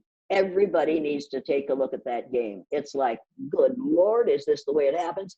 And, you know, I know about this stuff. Good Lord, I'm 87 years old. I know about this stuff. But I was angry playing that game because he got the white game. He got to be on the white path. And there was nothing in his way, and there was no way I could succeed. It was just amazing. You need to take a look at that game. It's like music. You learn about a whole lot of stuff by playing games, by playing music, by playing something like the race game. Everybody should take a look at that. I hope he gets it published. It would be most valuable, particularly for junior and senior high school people, to play that game. And for parents, instead of playing bridge some night, they should sit down, a bunch of white parents, and play that game. And they'd walk away from that table totally different from what they were when they sat down, because it gives you, oh, good Lord, there's no way I can succeed. The only way I can succeed is doing something evil, and then I go to jail. It's just, it has all the elements that we have in this society. You'd ought to take a look at it. I'm glad you reminded me of that. His last name is Shepard. I think it's Shepard. Did I answer your question? Make a race card. Somebody make a deck of race cards and then play the game with race cards and see if you can make a book of it. Would be fascinating because all the time you're doing that, you're learning. I learned the names of all those authors, like James Fenimore Cooper and the whole bit. They were all on this author's game. And I learned a whole lot of stuff by playing that game. You could learn a whole lot of stuff by playing the race card game.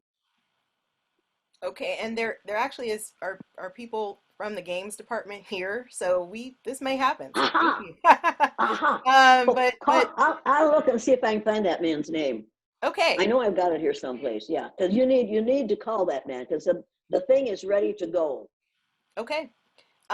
We'll definitely have a follow-up after this. We're in the last 30 minutes, so we have a lot of questions, so we're going to try to fit them all in. So our next hand raise was Angelo. So I will let you unmute. Okay, Miss Elliott, thank you so much for your perspective and your wisdom.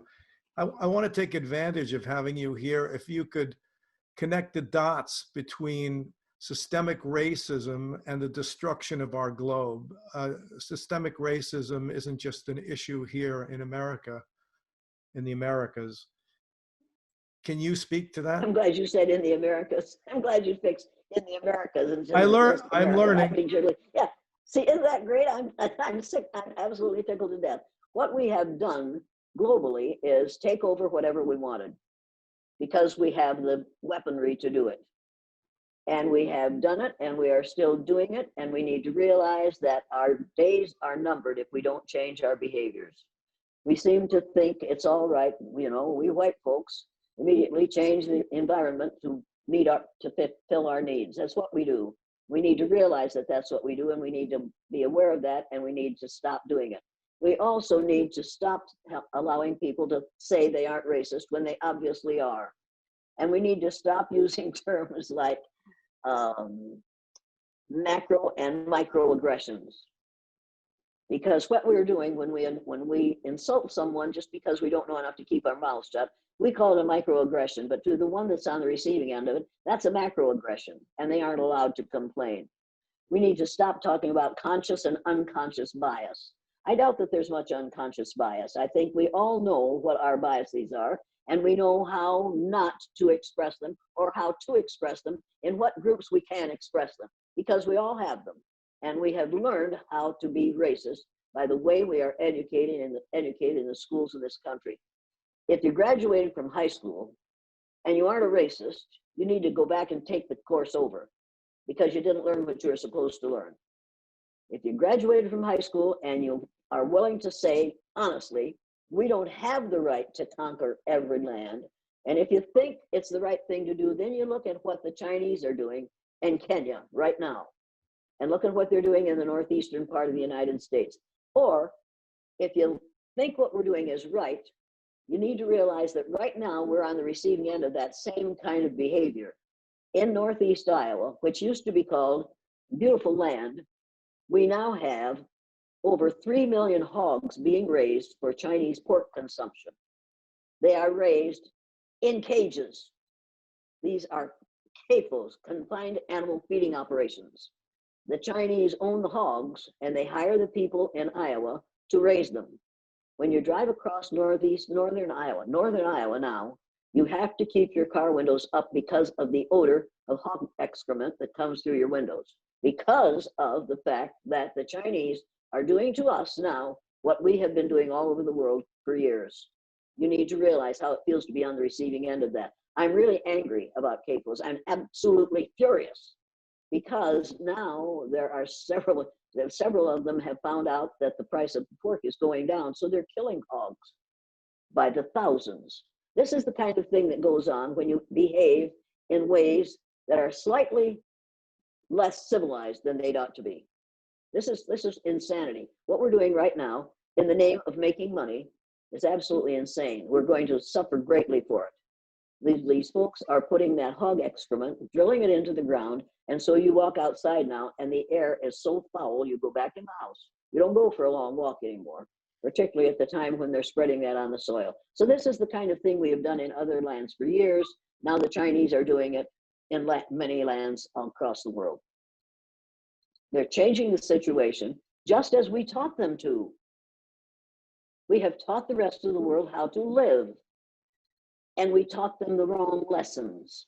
And now we're going to live with those. So we're going to have to change this situation. We're going to have to change the way we think and behave in this country if we want to be leaders of the Western world. We have stopped being leaders of the Western world, by the way, which probably is, it may be an advantage. Did I answer your question? It's the beginning of an answer. Yes, thank you. Well, we have to, you see, once again, we're talking about what's the color that's most important to us? Green, the color of our money.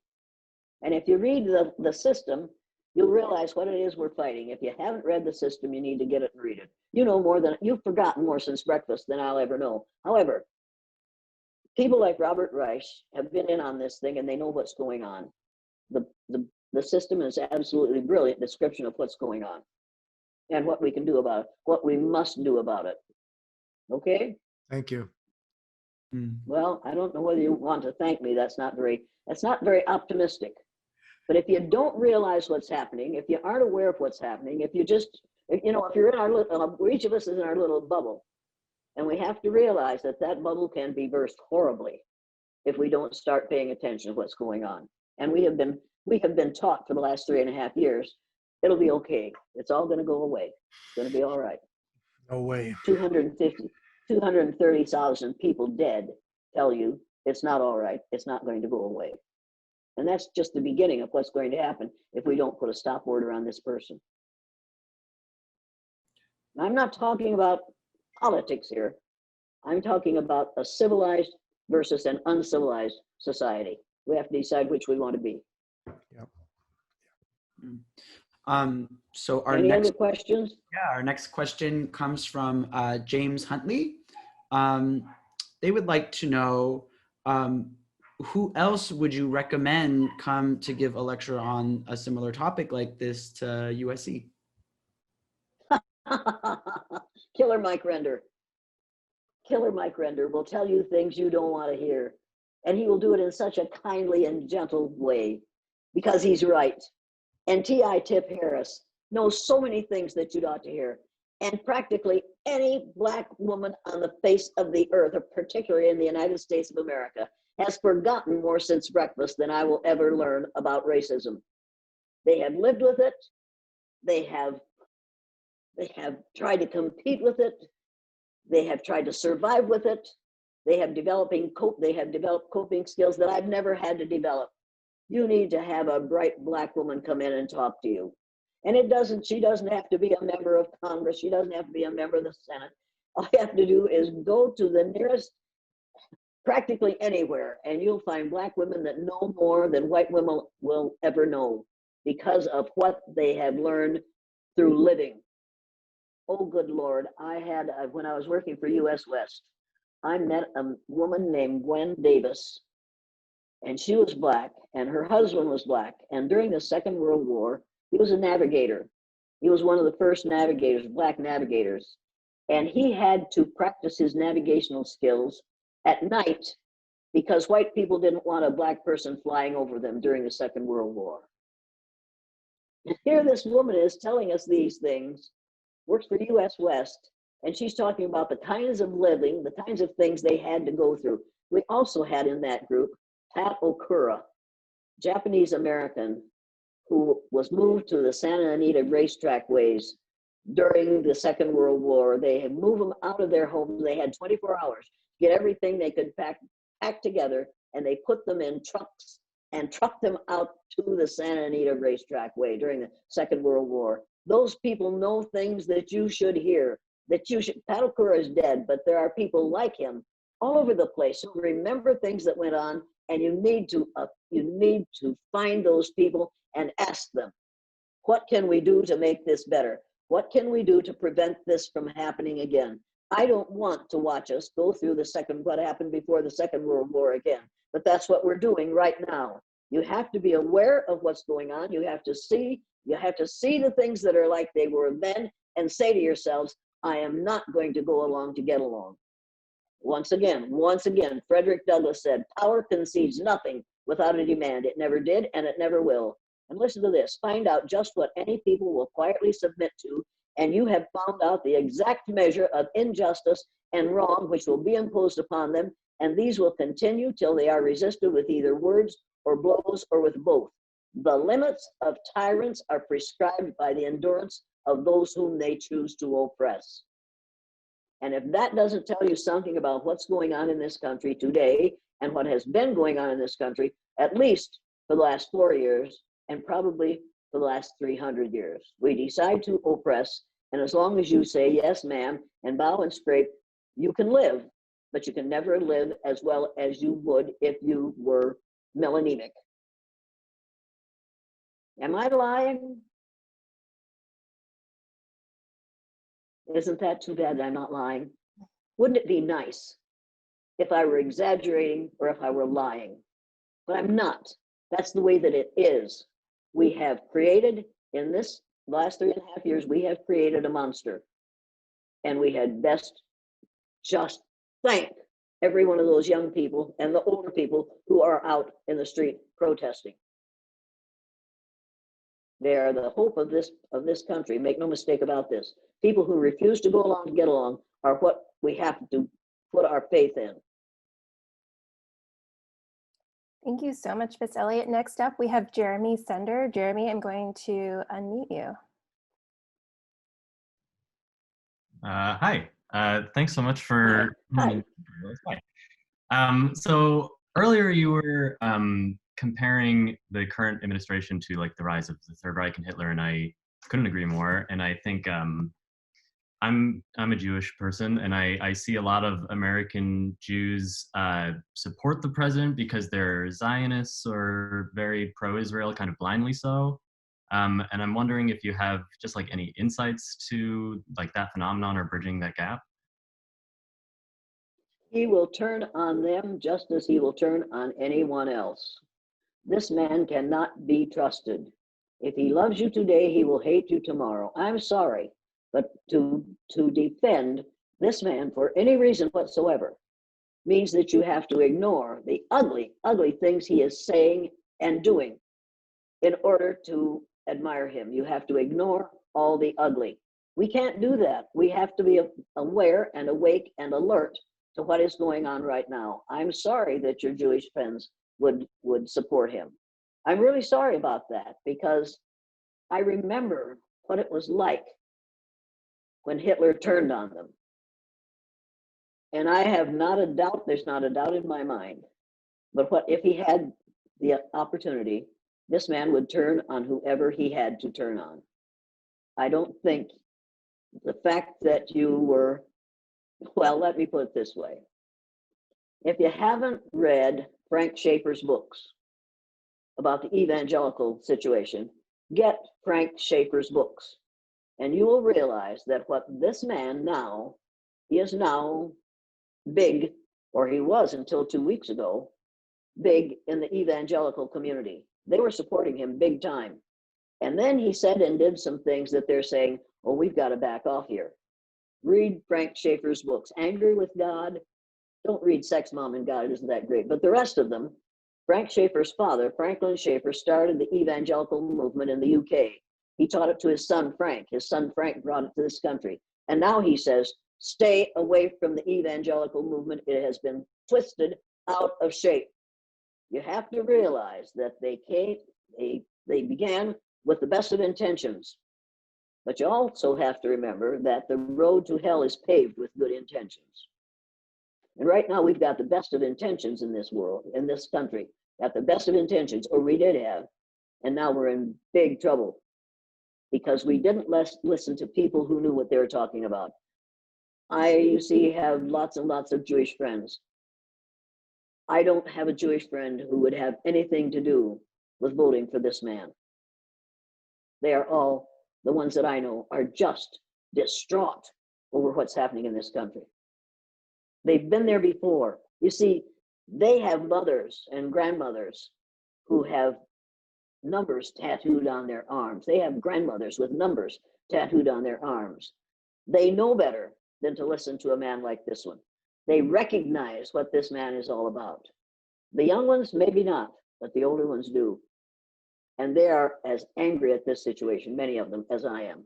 And they want it fixed. It has to be fixed. Read the system. Or read The Color of Law. Or good Lord, oh, everybody, just get this one. This one won't take you as long. Have you read On Tyranny? This, if you read nothing, Timothy Snyder, if you read nothing but the names of the chapters, listen to the names of the chapters. This is just an absolutely remarkable book. Do not obey in advance. Defend institutions. Beware the one-party state. Take responsibility for the face of the world. Make eye contact and small talk. Establish a private life. Listen for dangerous words. Be calm when the unthinkable arrives, and that's where we are right now. Be a patriot. Be as courageous as you can. Just read this book. It'll take you maybe an hour and a half, and by the time you've read it, you'll never forget it. Because there are things, these are 20 lessons from the 20th century. Everybody needs to read it. And after you read this one, then read his book, Timothy Snyder's book, On the Road to Unfreedom. On the Road to Unfreedom, which is where we are right now, and which we can change next week. Oh my God, it's only next week, people. It's only next week. I'm waiting for this Nazism to end. I waited for it to end 80 years ago. Please, please, don't make me wait any longer. Not this time. Don't let it go on for 80 years this time, people. Put a stop to it. I'm absolutely serious about this. I'm absolutely terrified of what could happen in this country if he is allowed to re-elect himself. He wasn't elected the first time. He was selected by 4 people who were in electoral colleges who didn't know what the electoral college was supposed to do. Thomas Jefferson put it into the Constitution to avoid having somebody who wasn't fit for the job of president being elected. That's what the electoral college was supposed to do. You know that, and I know that. And they were not trained to do what they were supposed to do. Hillary Clinton won that election, but the electoral colleges selected that man. He has not been elected. You have to realize that, and you have to see to it that that doesn't happen again. I'm not a Democrat. I'm not a Republican. I'm not even an independent. I don't like parties unless they are beer parties, unless they are something other than political parties. But you have to get together if your country is in danger, and this country is in danger. So we have to go with the people who are willing to take a chance and work at it. Now, you know, I've been threatened with death numerous times. You need to know that. People don't like what I say, particularly the Proud Boys don't like what I say because they're proud boys. They aren't proud men. If they were proud men, that would be a whole different thing. They wouldn't be in that group. Death doesn't frighten me. Living a meaningless life is worse than death, as far as I'm concerned. And I've been scared a couple of times, and then the second time I said I'll never be scared again, and I won't. Life isn't that precious to me. My husband is gone. My oldest son is gone. What the hell? What? How much damage can you do me? So when people threaten me with death, I think, fool. And I say on college campuses, because there's always those three little boys down there with those red caps on with that white writing on it that says, "Make America Great Again." It means make America hate again. Make no mistake about this. That's what he's saying with those caps. And they're talking and they're pointing at me, and I finally stop and I say, "Wait a minute, fellas, I know exactly what you're talking about. You want to see me dead because of my efforts to limit the amount of racism in this country. You can shoot me, that's all. I'm not going to duck. Go ahead, have your fun. But you need to know, if you kill me because of what I do to eliminate some of the racism in this country, you might make a martyr out of me, and then you might have to spend the rest of your lives celebrating Jane Elliott Day once a year. Now, do you want to do that?" And then they'll go, no.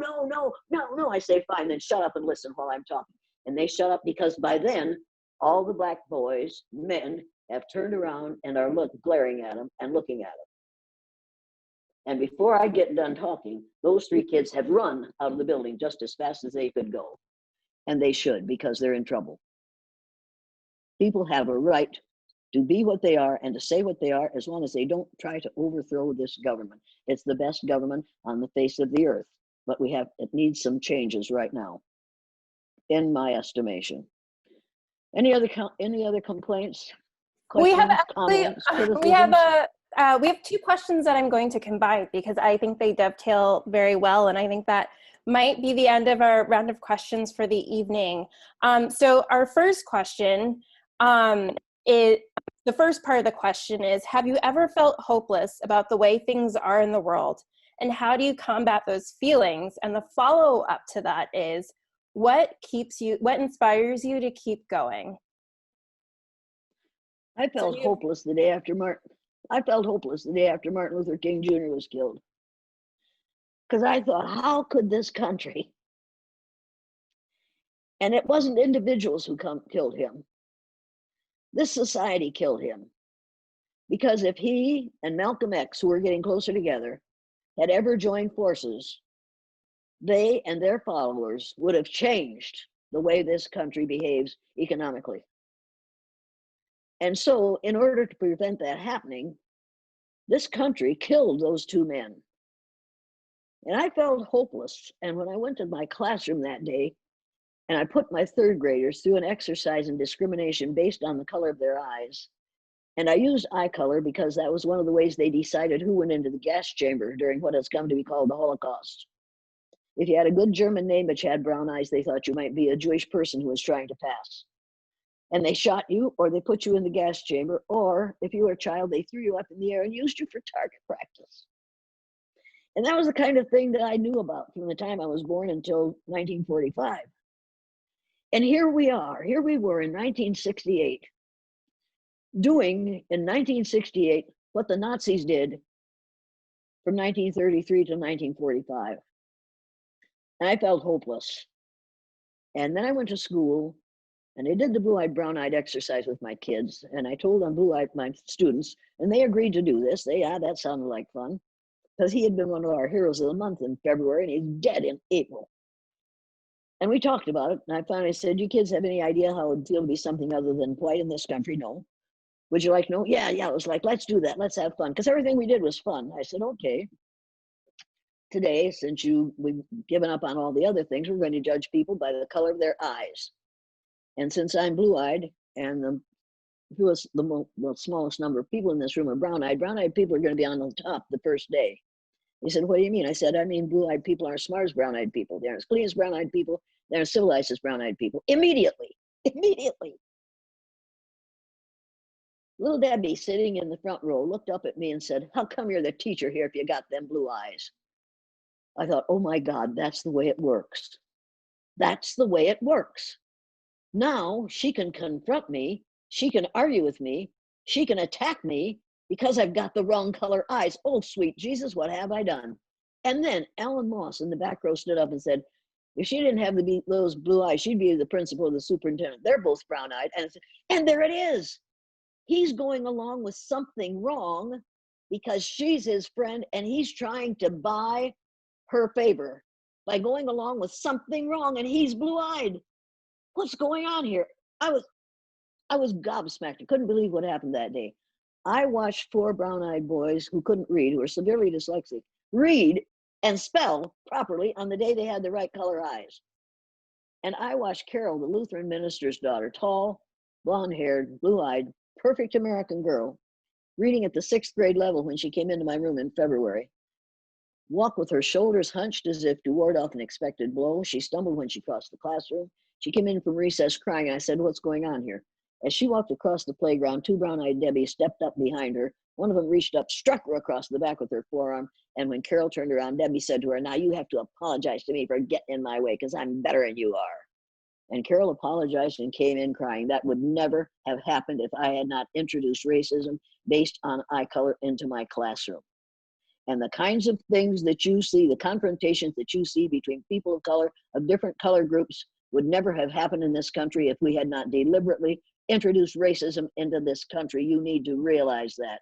And now we have, I thought that what my kids were doing to one another was the worst thing that could happen. So I went down to the teacher's lounge at noon to share with the other 2 third grade teachers what was happening in my classroom. I needed some support. Walked into the teacher's lounge. There were a number of teachers there, probably 10 of them. And I told them what was going on in my classroom the day after Martin Luther King Jr. was killed. When I had finished telling them what was happening, the younger of those 2 third grade teachers, who was about 52 at the time, said to me, I don't know how you have time to teach all those other things. That's all I can do to teach reading, writing, and arithmetic. Well, she hadn't taught reading, writing, and arithmetic. She might as well have done the extra stuff. And the other one said, over 62 years old, had been molding young minds for many years in the Riceville area. She said to me the day after Martin Luther King Jr. was killed, I don't know why you're doing that. I thought it was about time somebody shot that son of a bitch. And nobody frowned.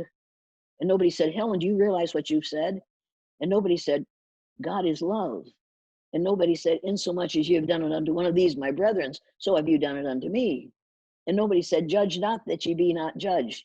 Every one of those so-called educated individuals smiled or laughed and nodded because she had expressed their feelings perfectly. And as the most senior member of the group, she had the most right to do so. I went back to my room determined that I wouldn't stop the exercise at noon. We would finish the day with that exercise going on. I was determined that no student, no person of any age would ever leave my presence with those attitudes unchallenged. I may not be able to change your attitude, but I can challenge your attitude. And you have to prove to me that melanemic people are superior to melanotic people, and you can't do it because it isn't true. Now, I could take you through a whole bunch of things that we have because of people of color, that we got from people of color. I don't have to do that. All you have to do is read Anthony Browder's book, Nile Valley Contributions to Civilization.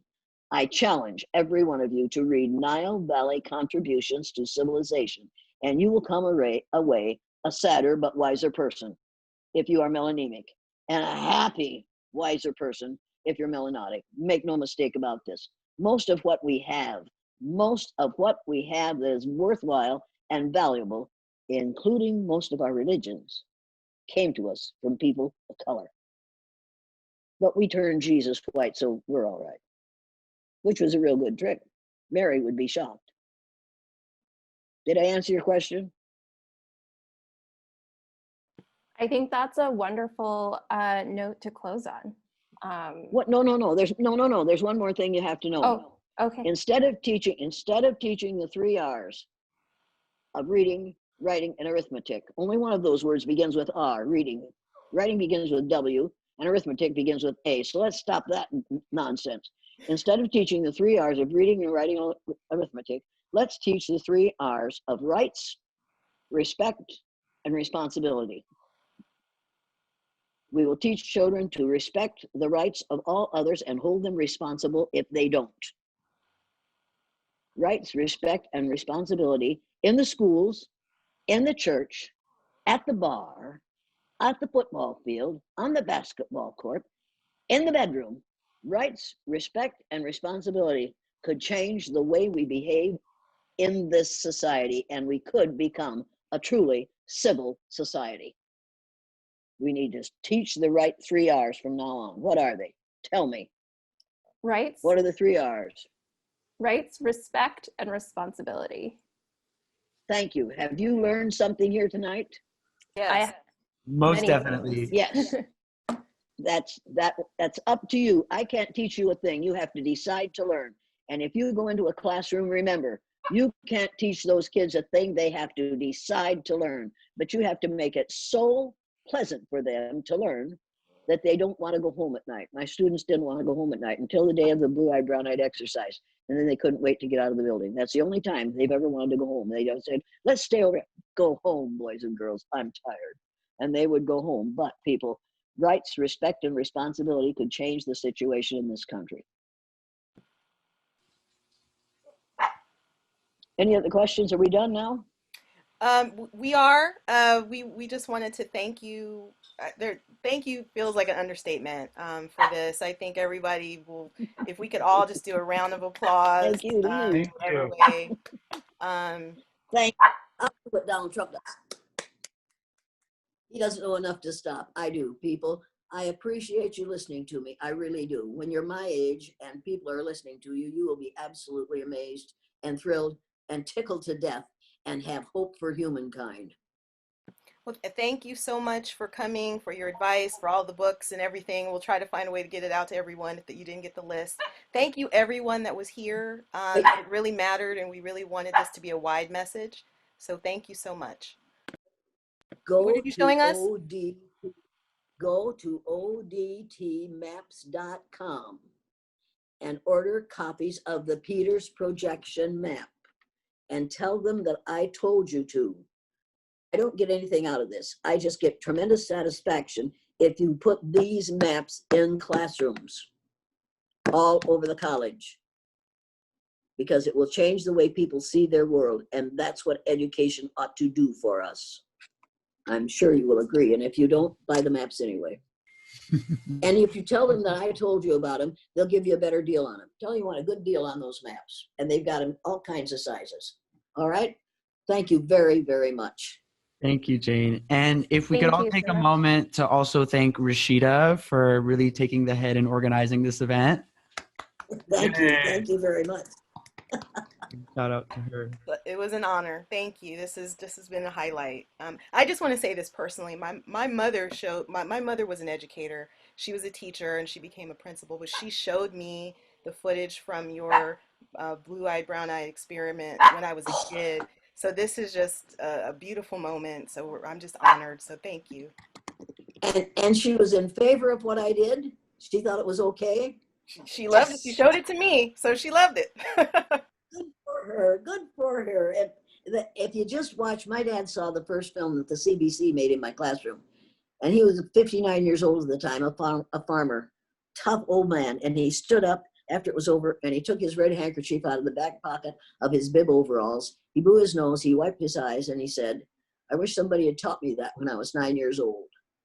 And I hadn't seen him cry since my little sister died at the age of 3. But he cried over watching what happened to those little white kids during that exercise, because he knew if that affects, if one day of that affects those little white kids that way, what does it do to children of other color groups with whom we use it from birth until death? Yeah, Absolutely. it's enough to make anybody cry, and it's not to make a preacher swear, and we need to put a stop to it. Okay, thank you very much. Thank you. I Jane. appreciate it. Thank you so much. You're most Bye, welcome.